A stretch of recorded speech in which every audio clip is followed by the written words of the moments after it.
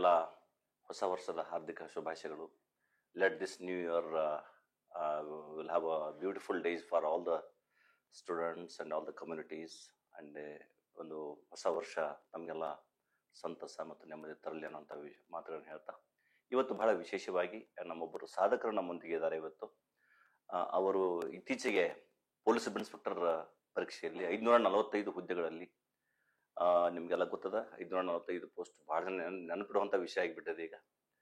ಯಾಕಂದ್ರೆ 3-4 ವರ್ಷದಿಂದ ಅದು ಬಹಳ ಇಶ್ಯೂ ಆಗಿತ್ತು. ಸೊ ಹೀಗಾಗಿ 545 ಪೋಸ್ಟ್ ಇರುವಂಥ ಒಂದು ಪೊಲೀಸ್ ಸಬ್ ಇನ್ಸ್ಪೆಕ್ಟರ್ ಹುದ್ದೆಯಲ್ಲಿ ಆ ಒಂದು ಪರೀಕ್ಷೆಯಲ್ಲಿ ಮೊದಲು ನಡೆದಂಥ ಪರೀಕ್ಷೆಯಲ್ಲಿ ಬಹಳಷ್ಟು ವಿವಾದಗಳಾಗಿತ್ತು. ಮತ್ತು ಅಗೇನ್ ರೀ ಎಕ್ಸಾಮಿನೇಷನ್ ಮಾಡಿದಾಗ ಮತ್ತು ಪ್ರಾಂಪ್ಟು ಹಾನೆಸ್ಟು ಇರುವಂಥ ವಿದ್ಯಾರ್ಥಿಗಳು, ಮೆರಿಟೋರಿಯಸ್ ಸ್ಟೂಡೆಂಟ್ಸ್ ಆರ್ ಸೆಲೆಕ್ಟೆಡ್. ಅದರಲ್ಲಿ ಯಾವುದು ಡೌಟ್ಸ್ ಇಲ್ಲವೇ ಇಲ್ಲ. ಆ 545 ಪೋಸ್ಟ್ನಲ್ಲಿ ಇಡೀ ಸ್ಟೇಟ್ಗೆ 16ನೇ ರ್ಯಾಂಕ್ ಪಡೆದಂತಹ ಒಬ್ಬ ಸಾಧಕರು ನಮ್ಮೊಂದಿಗಿದ್ದಾರೆ ಇವತ್ತು. ಪ್ರಶಾಂತ್ ಗೌಡರವ್ರೆ, ನಮಸ್ಕಾರ ನಿಮಗೆ. ಸೊ ಇವರು ಇವತ್ತು ನಮ್ಮೊಂದಿಗಿದ್ದಾರೆ. ಅವರ ಅನುಭವ ಹೇಗಿತ್ತು, ಅವರ ಪರೀಕ್ಷಾ ಸಿದ್ಧತೆ ಹೇಗಿತ್ತು, ಅವ್ರದ್ದು ನೇಟಿವ್ ಪ್ಲೇಸ್ ಯಾವುದು, ಹೇಗೆ ಎಜುಕೇಶನ್, ಅವ್ರ ಬ್ಯಾಕ್ಗ್ರೌಂಡ್ ಏನಿತ್ತು, ಜಸ್ಟ್ ಕ್ಯಾನ್ ಹ್ಯಾವ್ ಎನಾಲಿಸಿಸ್. ಯಾಕಂದ್ರೆ ಎಷ್ಟೋ ಜನ ವಿದ್ಯಾರ್ಥಿಗಳು ಈ ಸಲ PSI ಓದ್ತಾ ಇದ್ದಾರೆ, ಎಷ್ಟೋ ಜನರಿಗೆ ಕಾನ್ಫಿಡೆನ್ಸ್ ಬರ್ತಾ ಇಲ್ಲ, ಯಾಕಂದ್ರೆ ಏನೆಲ್ಲ ಇಶ್ಯೂಗಳಾಗ್ತಾ ಇದೆ. ಸೊ ಹೀಗಾಗಿ ಈ ಒಂದು ಸಂದರ್ಭದಲ್ಲಿ ಅವರೊಂದಿಗೆ ಚರ್ಚೆ ಮಾಡೋಣ. ಅವ್ರ ಜೊತೆಗೆ ಅವ್ರ ಅನುಭವವನ್ನು ನಾನು ನಿಮ್ಮೊಂದಿಗೆ ಹಂಚ್ಕೋಬೇಕನ್ನೋ ಇಚ್ಛೆ ಇದೆ. ಪ್ರಶಾಂತ್ ಅವರೇ, ನಿಮ್ದು ತಮ್ಮ ನೇಟಿವ್ ಪ್ಲೇಸ್ ಅದು ಸ್ವಲ್ಪ ಹೇಳಿ. ತಾವು ಫಸ್ಟ್ ನೇಟಿವ್ ಪ್ಲೇಸ್ ಹೇಳಿ, ಆಮೇಲೆ ತಮ್ದು ಎಜುಕೇಶನ್ ಬ್ಯಾಕ್ಗ್ರೌಂಡ್ ಹೇಳ್ಬೋದು ತಾವು. ನನ್ನ ಹೆಸರು ಪ್ರಶಾಂತ್ ಬಸವನಗೌಡ. ನಾನು ಕೊಪ್ಪಳ ಜಿಲ್ಲೆ ಕಾಟಗಿ ತಾಲೂಕು ಉಳಿಕ್ಯಾಳ ಗ್ರಾಮದಿಂದ ಬಂದಿದ್ದೀನಿ. ಮೂಲತಃ ರೈತಾಪಿ. ಕೊಪ್ಪಳ ಜಿಲ್ಲೆ ಕಾರಟಗಿ ತಾಲೂಕು. ಕೊಪ್ಪಳ ಜಿಲ್ಲೆ ಕಾರಟಗಿ ತಾಲೂಕು ಉಳಿಕ್ಯಾಳ ಗ್ರಾಮ. ಮೂಲತಃ ನಾನು ರೈತಾಪಿ ಕುಟುಂಬದಿಂದ ರೈತರ ಮಗನಾಗಿ ಪ್ರಾಥಮಿಕ ಶಿಕ್ಷಣವನ್ನ ನಾನು ನನ್ನ ಊರಲ್ಲಿ 1ರಿಂದ 5 ಸರ್ಕಾರಿ ಕಿರಿಯ ಪ್ರಾಥಮಿಕ ಶಾಲೆಯಲ್ಲಿ ಮುಗಿಸಿ, ನಂತರ 1ರಿಂದ 10ನೇ ತರಗತಿಯಲ್ಲಿ ಅಗ್ರಿಕಲ್ಚರ್ ಫ್ಯಾಮಿಲಿ. ಅಗ್ರಿಕಲ್ಚರ್ ಫ್ಯಾಮಿಲಿ ಕುಟುಂಬದವರು, ತಂದೆ, ದೊಡ್ಡಪ್ಪ, ಚಿಕ್ಕಪ್ಪ ಎಲ್ಲರೂ ರೈತಾಪಿ ಕುಟುಂಬ ಸರ್. 6 ಜನ ದೊಡ್ಡಪ್ಪ, ಚಿಕ್ಕಪ್ಪ ಎಲ್ಲ ರೈತಾಪಿ. Agriculture family. ಶಾರ್ಟ್ಕಟ್, ಕಷ್ಟಪಟ್ಟು ದುಡಿದಾಗ ಮಾತ್ರ ಏನು ಬೇರೆ ಶಾರ್ಟ್ಕಟ್. ಇಳುವರಿ ಅದೇ ಫೌಂಡೇಶನ್ ಅದು. ಅದು ಒನ್ ಆಫ್ ದ ಫೌಂಡೇಶನ್ ಅಂತ ಹೇಳ್ಬೋದು ನಾವು. ಅದೇ ಅವರಷ್ಟೆಲ್ಲ ಸಪೋರ್ಟ್ ಕೊಟ್ಟಿರೋದಕ್ಕೆ ಇವತ್ತು ನಾವು ಪ್ರಾಮಾಣಿಕವಾಗಿ ದುಡಿದಂತವ್ರಿಗೆ ಮಾತ್ರ ಇಳುವರಿ ಚೆನ್ನಾಗಿ. ಹೌದಿಲ್ಲ? 1ರಿಂದ 10ನೇ ತರಗತಿ ನಾನು ನನ್ನ ಊರಲ್ಲೇ ಪ್ರಾಥಮಿಕ ಮತ್ತು ಪ್ರೌಢ ಶಿಕ್ಷಣವನ್ನ ಮುಗಿಸಿ, ನಂತರ PUC ಶಿಕ್ಷಣವನ್ನ ನಾನು SDM PU ಕಾಲೇಜ್ ಧಾರವಾಡಲ್ಲಿ ಮುಗಿಸಿ, ನನ್ನ engineering bachelor of engineering information science ಪದವಿಯನ್ನ ನಾನು NMMIT ನಿಟ್ಟೆದಲ್ಲಿ ಉಡುಪಿಯಲ್ಲಿ ಮುಗಿಸಿ, ಒಂದು 6 ತಿಂಗಳು ನಾನು ಸಾಫ್ಟ್ವೇರ್ ಇಂಜಿನಿಯರ್ ಆಗಿ ಬೆಂಗಳೂರಲ್ಲಿ ಒಂದು ಉನ್ನತ ಕಂಪನಿಯಲ್ಲಿ, IT ಕಂಪನಿಯಲ್ಲಿ ವರ್ಕ್ ಮಾಡಿ. ಇಂಜಿನಿಯರಿಂಗ್ ಮಾಡ್ಕೊಂಡ್ರಲ್ಲ, ಯಾವ ಬ್ರಾಂಚ್ ತಮ್ಮದು? ನಮ್ದು information science branch. Information science branch ಅಲ್ಲಿ ಇಂಜಿನಿಯರಿಂಗ್ ಮುಗಿಸಿ ಕ್ಯಾಂಪಸ್ ಪ್ಲೇಸ್ಮೆಂಟ್ ಆಗಿ ಒಂದು 6 ತಿಂಗಳು ಜಾಬ್ ಮಾಡಿ, ನಂತರ ಅಲ್ಲಿಂದ ಅದಕ್ಕೆ ರಾಜೀನಾಮೆಯನ್ನ ನೀಡಿ ಸಮಾಜ 6 ಮಂತ್ಸ್ ಜಾಬ್ ಮಾಡ್ಕೊಂಡು. ಹೇಗೆ ನಿಮ್ಗೆ ಇದೆಲ್ಲ ನೆನಪಾಯ್ತು? ಯಾಕಂದ್ರೆ ನೀವು most of the engineering candidates ಎಲ್ಲ ಜಾಬ್ ಮೆಟ್ರೋಪಾಲಿಟನ್ ಸಿಟಿ ಹೋಗಿ ಅಲ್ಲಿ ಜಾಬ್ ಸರ್ಚ್ ಮಾಡ್ತಿರ್ತಾರೆ. ಸೊ ಅಲ್ಲಿ ಒಂದ್ಸಲ ಜಾಯ್ನ್ ಆದ ತಕ್ಷಣ ಮತ್ತೆ ರಿಟರ್ನ್ ಬರ್ಲಿಕ್ಕೆ ಇಷ್ಟಪಡೋದಿಲ್ಲ. ಬಟ್ ಸ್ಟಿಲ್ ನಿಮ್ಗೆ ಹೇಗೆ ವಿಚಾರ ಬಂತು ಇದು? ಮುಂಚೆಯಿಂದನೂ ನಾನು ಪದವಿ ಮಾಡ್ಬೇಕಾದ್ರಾಯ್ತು, ನಾನು PUC ತರಗತಿ ಮಾಡ್ಬೇಕಾದ್ರಾಯ್ತು, PUC ಓದ್ಬೇಕಾದ್ರೆ ಮುಂಚೆಯಿಂದನೂ ನಾನು ಒಂದು ಸಮಾಜ ಸೇವೆ ಮಾಡ್ಬೇಕು, ಸಮಾಜಕ್ಕೆ ಒಂದು ಒಳ್ಳೆ ಸರ್ವಿಸ್ ಕೊಡ್ಬೇಕು, ಜಸ್ಟಿಸ್ ಕೊಡ್ಬೇಕು ಅನ್ನೋ ಉದ್ದೇಶ ಮೊದಲಿಂದಾನೇ ಇತ್ತು. ಬಟ್ ಪರಿಸ್ಥಿತಿಯ ನಾವೊಂದು ವಸ್ತು ಆಗಿ ಹಂಗೆ ಕಾಲಕ್ಕೆ ನಾವು ಇಂಜಿನಿಯರಿಂಗ್ ಮಾಡ್ಬೇಕಾಯ್ತು, ಕಂಪ್ನಿ ಜಾಬ್ ವರ್ಕ್ ಮಾಡ್ಬೇಕಾಯ್ತು. ಬಟ್ ಮನಸ್ಸಿನಲ್ಲಿ ಯಾವತ್ತೂ ನನಗೊಂದು ತುಡಿತಾ ಇತ್ತು. ನನ್ನ ಉದ್ದೇಶ, ಮೂಲ ಉದ್ದೇಶ ಮರ್ತ ನಾನು ಏನೋ ಮಾಡ್ತಿದ್ದೀನಿ, ಇನ್ನೊಬ್ರಿಗೆ ದುಡಿತಾ ಇದ್ದೀನಿ ಅನ್ನೋ ಉದ್ದೇಶ ಬರ್ತಾ ಇತ್ತು. ಕೊನೆಗೆ ಐ ಡಿಸೈಡೆಡ್ ಐದರ್ ನಾನು ಅದನ್ನ ಮಾಡ್ಲೇಬೇಕು, ಎಷ್ಟೇ ಕಷ್ಟ ಆದ್ರೂ ನಾನು ಸಕ್ಸಸ್ ಆಗ್ಲೇಬೇಕು ಅಂತ ಒಂದಿನ ರಿಸೈನ್ ಮಾಡಿ ಈ ಫೀಲ್ಡಿಗೆ ಬಂದೆ ಸರ್.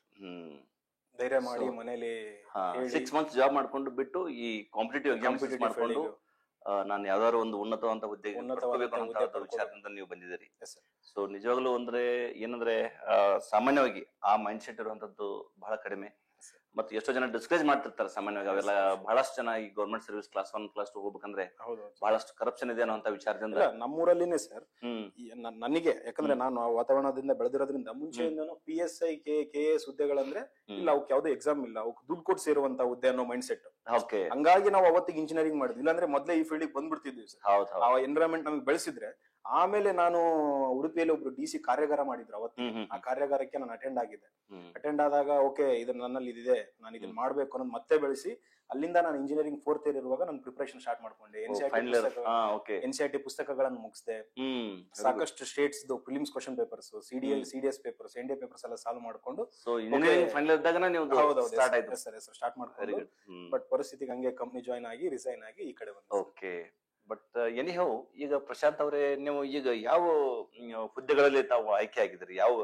ಯಾವ್ಯಾವ ರಿಕ್ರೂಟ್ಮೆಂಟ್ ನಲ್ಲಿ ತಾವ್ದು ನಾನು ರ್ಯಾಂಕ್? 2020 ಫೆಬ್ ಮಾರ್ಚ್ ಅಲ್ಲಿ ಕಂಪ್ನಿ ರಿಸೈನ್ ಮಾಡ್ಕೊಂಡು ಬಂದೆ ಸರ್. ಹಾ ಹಾ ಬಂದ್ಮೇಲೆ ನಾನು ಒಟ್ಟು ಪರಮೋಚ್ಚವಾದದನ್ನ ಅಚೀವ್ ಮಾಡ್ಬೇಕು. ನಾನು ಯಾವ್ದೋ ಒಂದು ಗ್ರೂಪ್ ಎ ಆಗ್ಬೇಕು, ಗ್ರೂಪ್ ಸಿ ಆಗ್ಬೇಕು ಅಂತಲ್ಲ, ಯಾವ್ದಾದ್ರು ಒಂದು achievement ಮಾಡ್ಬೇಕು ಪರಮೋಚ್ಚ ಜೀವನದಲ್ಲಿ. ಅಚೀವ್ ಮಾಡ್ಬೇಕು, ಜೀವನದಲ್ಲಿ ಒಂದು ಅಚೀವ್ ಮಾಡ್ಬೇಕು. ಆಮೇಲೆ ಯಾವ್ದೋ ಸಂಬಳಕ್ಕೋಸ್ಕರ ಏನೋ ಬದುಕಬೇಕು ಅನ್ನೋಕ್ಕೋಸ್ಕರ ಈ ಫೀಲ್ಡ್ ಅಲ್ಲಿ ಬಂದಾನಲ್ಲ, ಅಚೀವ್ ಮಾಡ್ಬೇಕಾದ್ರೆ ಪರಮೋಚ್ಚವಾದದನ್ನ ಅಚೀವ್ ಮಾಡ್ಬೇಕು ಅಂತ ನಿಂತಾನು. ನಿಮ್ಮದು ಫುಲ್ ಥಾಟ್ ಕ್ಲಿಯರ್ ಇದೆ. I was very clear. ಆಮೇಲೆ ನಾನು ಎಲ್ಲೋ ಲಿಸ್ಟ್ ಅಲ್ಲಿ ಎಲ್ಲೋ ಕೊನೆ ಕೊಡ್ತೀನಿ ಅನ್ನೋ ಮೈಂಡ್ ಸೆಟ್ ಅಲ್ಲ. ನಾನು ಅಪ್ಲಿಕೇಶನ್ ಹಾಕಿದೀನಿ ಅಂದ್ರೆ ನಾನು ಸೆಕೆಂಡ್ ರ್ಯಾಂಕ್ ಇರ್ತೀನಿ, ನಾನು ಫಸ್ಟ್ ರ್ಯಾಂಕ್ ಇರ್ತೀನಿ. ಇದೇ ಉದ್ದೇಶ. ನಾನು ಸೆಕೆಂಡ್ ರ್ಯಾಂಕ್ಗೂ ಏನ್ ಮಾಡಲ್ಲ, ಫಸ್ಟ್ ರ್ಯಾಂಕ್. ನನ್ನ ಲಿಸ್ಟ್ ನಾಗ ಹೆಸರು ಬೇಡಲ್ಲ, ಬಟ್ ನಾನು ಫಸ್ಟ್ ರ್ಯಾಂಕ್ ನಾನು ಓದೋದೇ ಫಸ್ಟ್ ರ್ಯಾಂಕಿಗೆ. ನಾನು ಯಾವತ್ತು ನನ್ನ ತಲೆಯಲ್ಲಿ ನಾನು ಸೆಲೆಕ್ಷನ್ ಆಗ್ತೀನಾ ಇಲ್ಲ ಅನ್ನೋ ಭಯ ಇಲ್ಲ, ಹಾ ಹಾ ರ್ಯಾಂಕ್ ದೂರ ಹೋಗುತ್ತೋ ಅನ್ನೋ ಭಯ ನನಗೆ. ಅಷ್ಟೇ ಭಯ. ಸೊ ಕಂಪ್ನಿ ಕ್ವಿಟ್ ಮಾಡಿ ಬಂದೆ. ಅದೇ ಆಗ KS ನೋಟಿಫಿಕೇಶನ್ ಆಗಿತ್ತು. 2020 ಆಗಸ್ಟ್ 24 ಕೋವಿಡ್ ಅಲ್ಲಿ KS ಫಿಲಿಮ್ಸ್ ಆಯ್ತು. ಸಾಕಷ್ಟು ಜನ 5-6 ವರ್ಷದ ಅನುಭವಿಗಳಿದ್ರು. ಅವ್ರ ಮಧ್ಯೆ ನಾನು ಇನ್ನು ಈ ಫೀಲ್ಡ್ ಅಲ್ಲಿ ಫೆಬ್ರವರಿ ರಿಸೈನ್ ಮಾಡಿ ಬಂದಿದ್ದೀನಿ. ಆಗಸ್ಟ್ 24 ಪ್ರಿಲಿಮ್ಸ್ GM ಅಲ್ಲಿ ನಾನು KS ಪ್ರಿಲಿಮ್ಸ್ ಅನ್ನ ಕ್ಲಿಯರ್ ಮಾಡ್ತೀನಿ. GM ಕಟ್ ಆಫ್ ಅಲ್ಲಿ KS ಪ್ರಿಲಿಮ್ಸ್ ಕ್ಲಿಯರ್ ಮಾಡ್ತೀನಿ. ನನಗದು ಪರಮೋಚ್ಚ ಶಕ್ತಿ ಕೊಡ್ತು. PCPSI ಈಗಿನ ಕೋಚಿಂಗ್ ನಾನು ಸೆಲ್ಫ್ ಸ್ಟಡಿ ಮಾಡ್ಕೊಂಡು KS ಪ್ರಿಲಿಮ್ಸ್ ಅನ್ನೇ ಕ್ಲಿಯರ್ ಮಾಡಿದೀನಿ ಅಂದಾಗ ನನಗೆ ಯಾವ್ದು ಎಕ್ಸಾಮ್ ಕಷ್ಟ ಅಲ್ಲ, ನಾನು ಎಲ್ಲವನ್ನು ಮಾಡಬಹುದು ಅನ್ನೋವಾಗ ಕಾನ್ಫಿಡೆನ್ಸ್ ಬಂತು. ಸೊ ಇಮಿಡಿಯೇಟ್ಲಿ ಏನು ಇಲ್ದೇನೆ KS ಮೇನ್ಸ್ ಬರ್ದೆ. ಮೇನ್ಸ್ ಅಲ್ಲಿ ಅತ್ಯುತ್ತಮ ಸ್ಕೋರ್ಸ್ ಬಂತು. ಒಂದು 50 ಮಾರ್ಕ್ಸ್ ಇಂದ ಇಂಟರ್ವ್ಯೂ ಮಿಸ್ ಆಯ್ತು. ಫೆಬ್ ಅಲ್ಲಿ ಬರ್ದೆ. ಅದಾದ್ಮೇಲೆ 545 ನೋಟಿಫಿಕೇಶನ್ ಆಯ್ತು. ಅಷ್ಟೊತ್ತಿಗಾಗ್ಲೇ ನಾನು ಸಿವಿಲ್ PC, DRPC ಹುದ್ದೆಗಳನ್ನ ಪಡ್ಕೊಂಡಿದ್ದೆ. ಬಟ್ ನನ್ನದೇ ಉದ್ದೇಶ ಅದಾಗಿರ್ಲಿಲ್ಲ. ಹಿಂಗಾಗ್ಬಿಟ್ಟಿದೆ ಅಂದ್ರೆ sir, clearing exam is for me is a fantasy. ನನಗದೊಂಥರ ಖುಷಿ. PC ಆಗಿತ್ತು, DRPC ಆಗಿತ್ತು. ಬಟ್ ಇನ್ನೂ ದೊಡ್ಡ ಹುದ್ದೆಗಳನ್ನ ಪಡ್ಕೋಬೇಕು. ಟ್ಯಾಲೆಂಟ್ ಇದೆ, ಮಾಡ್ತೀನಿ. ಪ್ರಿಲಿಮ್ಸ್ ಮಾಡಿದೀನಿ, ಮೇನ್ಸ್ ಮಾಡಿದೀನಿ. 545 ನೋಟಿಫಿಕೇಶನ್ ಆಯ್ತು. ಅಕ್ಟೋಬರ್ ಅಲ್ಲಿ ಎಕ್ಸಾಮ್ ಆಯ್ತು. ಎಕ್ಸಾಮ್ ಅಲ್ಲಿ ಅಗೇನ್ ನಾನು 2021 ಅಕ್ಟೋಬರ್ 3ಕ್ಕೆ 545 ಎಕ್ಸಾಮ್ ಆಯ್ತು.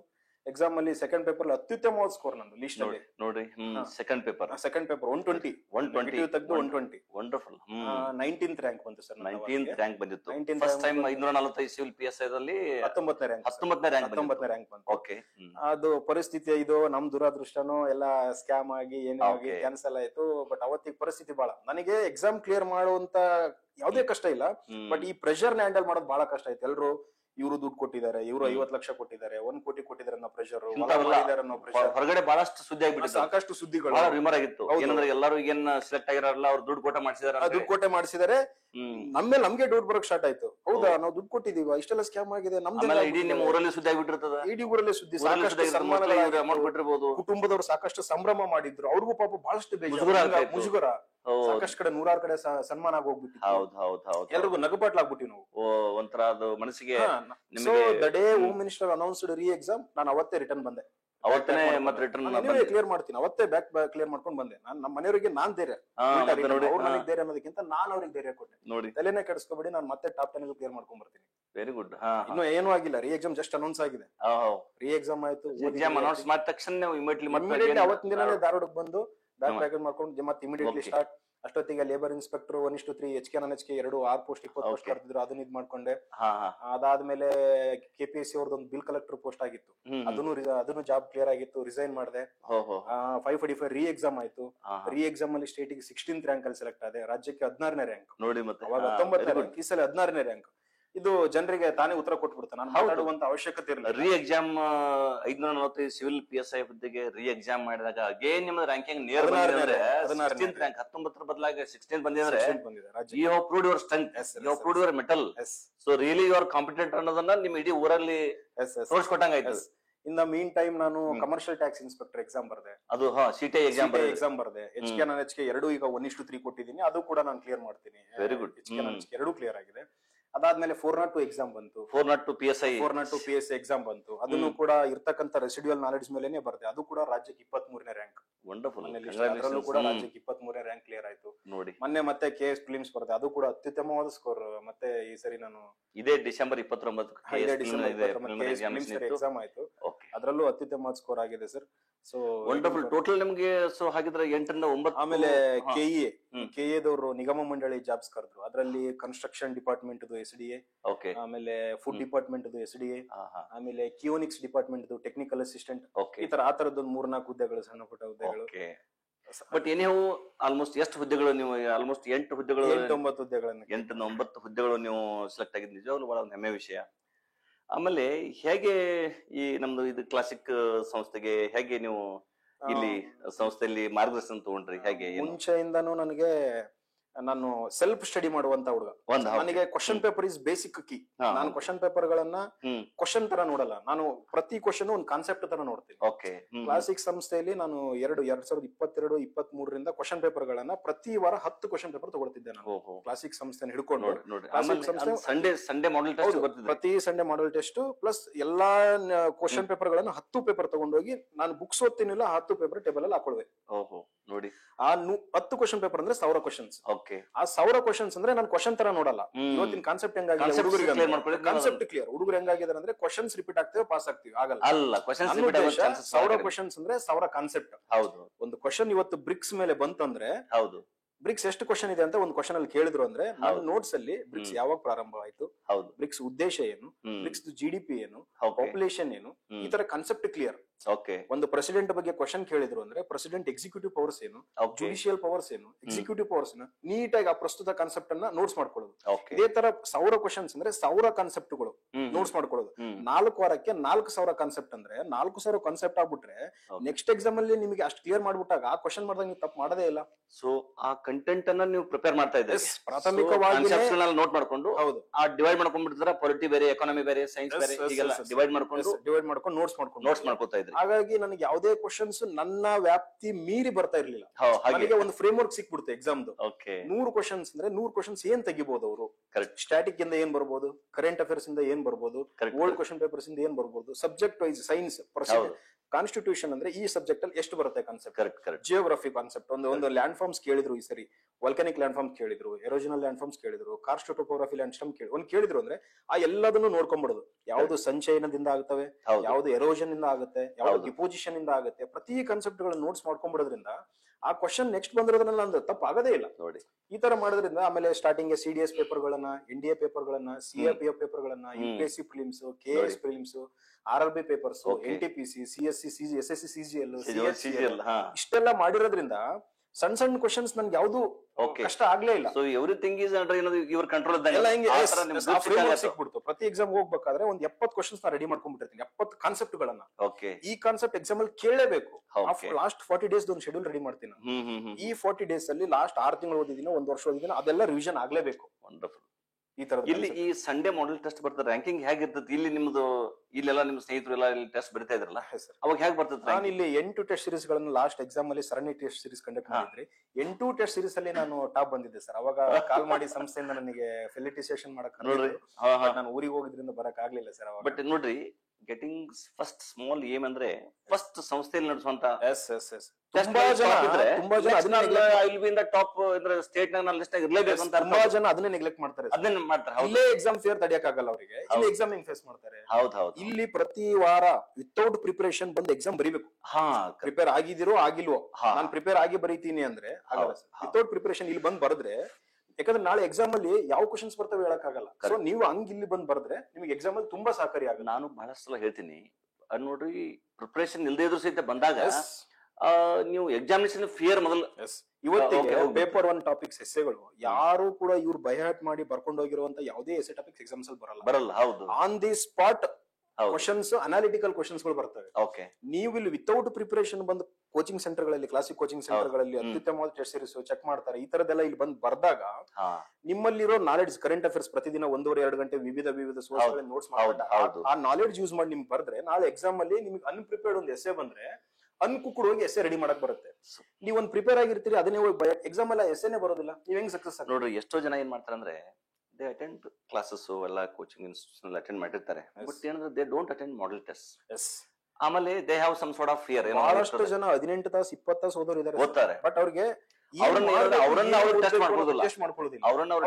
ಫಿಯರ್ ಕಾನ್ಸೆಪ್ಟ್ ಬಂದ್ಬಿಟ್ಟಿದೆ ಅವ್ರಿಗೆ. ನಾನು ಇಲ್ಲಿ 40 ತಗೊಂಡ್ಬಿಟ್ರೆ ಏನಾಗುತ್ತೆ, ನಾನು ಇಲ್ಲೇ ನಿಮಗೆ ಫಿಯರ್ ಇಲ್ಲ ಅಂದ್ರೆ ನಾಳೆ ಎಕ್ಸಾಮ್ ಹೆಂಗ್ ಫೇಸ್ ಮಾಡ್ತೀನಿ. ನಾನು ಅದಕ್ಕೆ ಪ್ರತಿ ವಾರ ಯಾರು ಎಷ್ಟೇ ಆಗ್ಲಿ ಸಾಕಷ್ಟು ಕೋಚಿಂಗ್ ಸೆಂಟರ್ ಗಳಲ್ಲಿ ಹೋಗಿ ಟೆಸ್ಟ್ ಬರೆದಿದ್ದೀನಿ. ಪ್ರತಿ ಕೋಚಿಂಗ್ ಸೆಂಟರ್ ಗಳಲ್ಲಿ ಟಾಪ್ ಇರೋದು ನನಗೆ ಅದೊಂದು ಉತ್ಸಾಹ ಕೊಡುತ್ತೆ.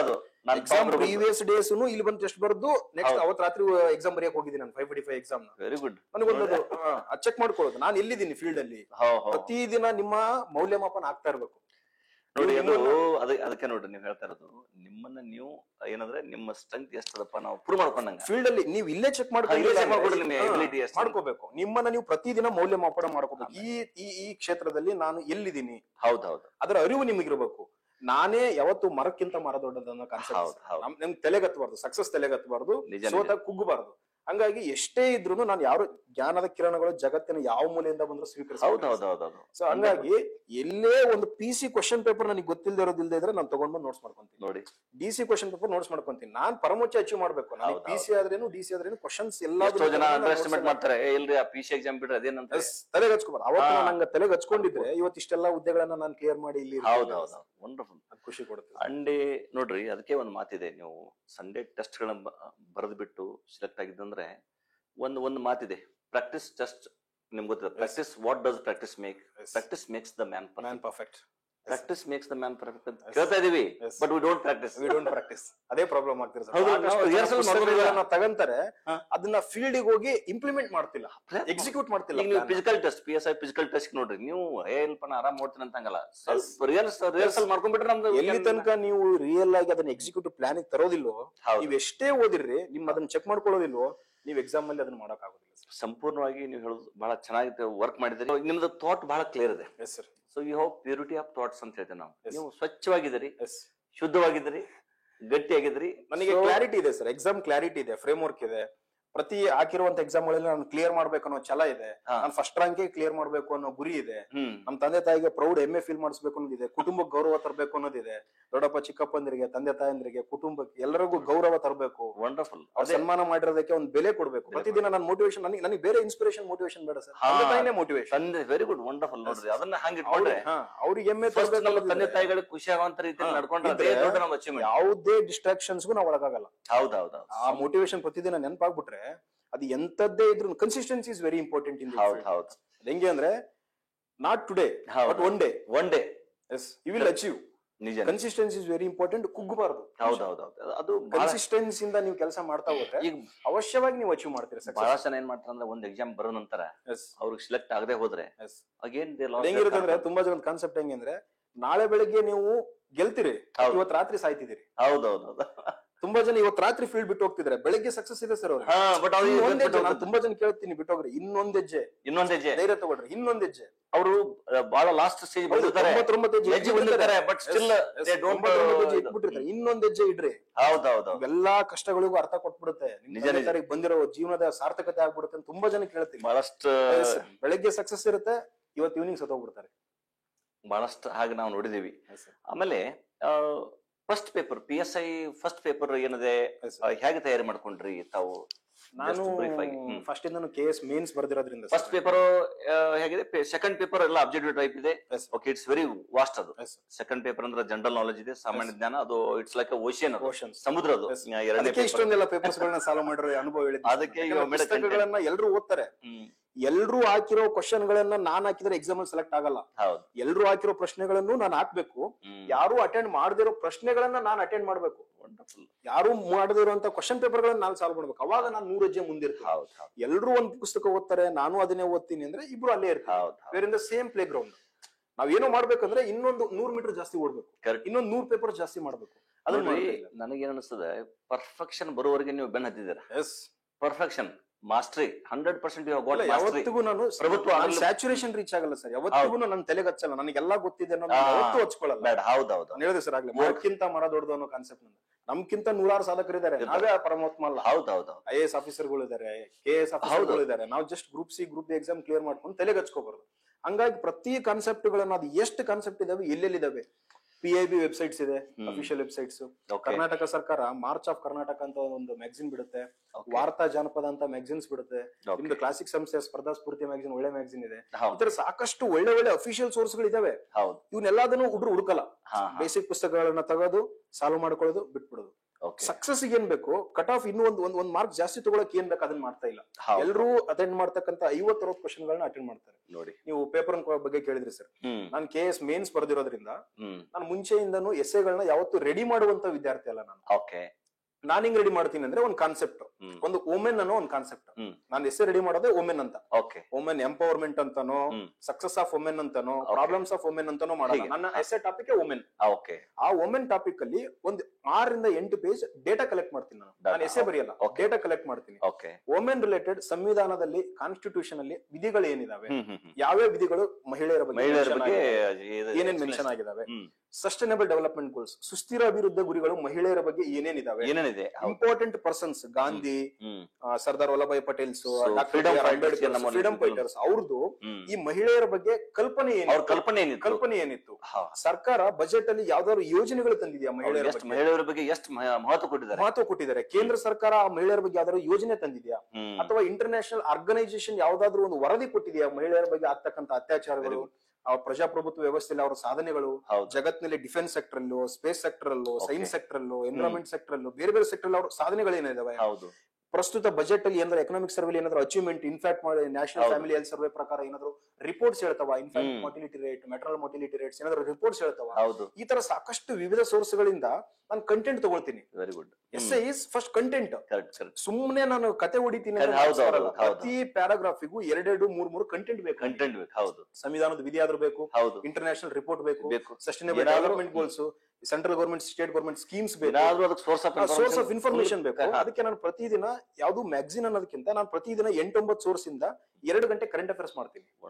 ಆ ಕರೆಂಟ್ ಅಫೇರ್ಸ್ ಅಲ್ಲಿ ನನಗೆ ನಾಲೆಡ್ಜ್ ಇರುತ್ತೆ. ವುಮೆನ್ ರಿಲೇಟೆಡ್ ಲಾಸ್ಟ್ 6 ತಿಂಗಳಿಂದ ನಾನು ಏನೇನ್ ಓದಿದ್ದೀನಿ ಅದನ್ನೆಲ್ಲ ತಗೊಂಡು ಒಂದು 8 ಪೇಜ್ ನಾನು ನೋಟ್ಸ್ ಮಾಡ್ತೀನಿ. ಎಕ್ಸಾಮ್ ಅಲ್ಲಿ ವುಮೆನ್ ರಿಲೇಟೆಡ್ ಯಾವ ಕ್ವಶನ್ ಕೇಳ್ತಾರೆ ಅನ್ನೋದ್ರ ಮೇಲೆ ನಾನು ಬ್ಲೂ ಪ್ರಿಂಟ್ ಹಾಕೊಂಡು 5 ನಿಮಿಷ ಬ್ಲೂ ಪ್ರಿಂಟ್ ಹಾಕಿ ಎಸ್ಸೆ ಹಿಂಗ್ ಕೇಳಿದ್ದಾರೆ, ಈ 6 ತಿಂಗಳಲ್ಲಿ ಈ ಎಸ್ಸೆ ರಿಲೇಟೆಡ್ ಏನೇನ್ ಕಾನ್ಸೆಪ್ಟ್ ನಾನು ಓದಿದ್ದೀನಿ ಅನ್ನೋದು ಬ್ಲೂ ಪ್ರಿಂಟ್ ಮಾಡ್ಕೊಂಡು ಒಂದೊಂದು ಪಾಯಿಂಟ್ ತಗೊಳ್ಳೋದು, 2 ಪಾಯಿಂಟ್ ತಗೊಳ್ಳೋದು, 1 ಪ್ಯಾರಾ ಬರೆಯೋದು, 2 ಪಾಯಿಂಟ್ ತಗೊಳ್ಳೋದು, ಡ್ರ್ಯಾಗ್ ಮಾಡೋದು, 2 ಪಾಯಿಂಟ್ ತಗೊಳ್ಳೋದು. ಪ್ರತಿ ಪ್ಯಾರಾಗ್ರಾಫ್ಗೂ ನಿಮ್ಗೆ ಕಂಟೆಂಟ್ ಇರುತ್ತೆ, ಪ್ರತಿ ಪ್ಯಾರಾಗ್ರಾಫ್ ರಿಚ್ ಇರುತ್ತೆ, ಒಂದು ರಿಚ್ ಇರುತ್ತೆ. ಕಾನ್ಸ್ಟಿಟ್ಯೂಷನ್ ಪವರ್ಸ್ ಇರುತ್ತೆ, ಸಸ್ಟೈನಬಲ್ ಡೆವಲಪ್ಮೆಂಟ್ ಗೋಲ್ಸ್ ಇರುತ್ತೆ, ರಿಪೋರ್ಟ್ಸ್ ಇರುತ್ತೆ, ಡೇಟಾ ಇರುತ್ತೆ. ಓದೋರಿಗೆ ನೀವು ಅಂಡರ್ಲೈನ್ ಮಾಡಿರೋ ಪ್ರತಿ ಪ್ಯಾರಾಗ್ರಾಫಿಗೆ ಒಂದು ಡೇಟಾ ಏನಾದ್ರು ಅಂಡರ್ಲೈನ್ ಮಾಡ್ಬಿಟ್ಟಿದ್ರೆ ಎಸ್ಸೆ ಓದಕ್ಕೆ ಹೋಗಲ್ಲ. This is rich content. ನಾನು ಪ್ರತಿ ಸಲ ಮತ್ತೆ ಎಲ್ಲರೂ ಮಾಡೋತರ ಇಲ್ಲ, ಹೆಣ್ಣು ಸಬಲೆ ಎಲ್ಲ ಅಬಲೆ ನಾರ್ಮಲ್ ಆಗಿ ಬರ್ಕೊಂಡು ಹೋಗ್ಬಿಟ್ರೆ ಆಮೇಲೆ 2 ಪೇಜ್ ನಲ್ಲಿ ರಿಚ್ ಕಂಟೆಂಟ್, ನೀವು ಅಂಡರ್ಲೈನ್ ಮಾಡ್ಬಿಟ್ಟಾಗ ಎಸ್ಸೆ ಓದಕ್ಕೆ ಹೋಗಲ್ಲ. ಓಕೆ, ದಿಸ್ ಗೈ ಎಲಿಜಿಬಲ್, ಇವನ ಹತ್ರ ಕಂಟೆಂಟ್ ಇದೆ ಅಂತ ಮಾರ್ಕ್ಸ್ ಇಮಿಡಿಯೇಟ್ಲಿ ನಿಮಗೆ 15+ ಮಾರ್ಕ್ಸ್ ಸಿಕ್ಬಿಡುತ್ತೆ.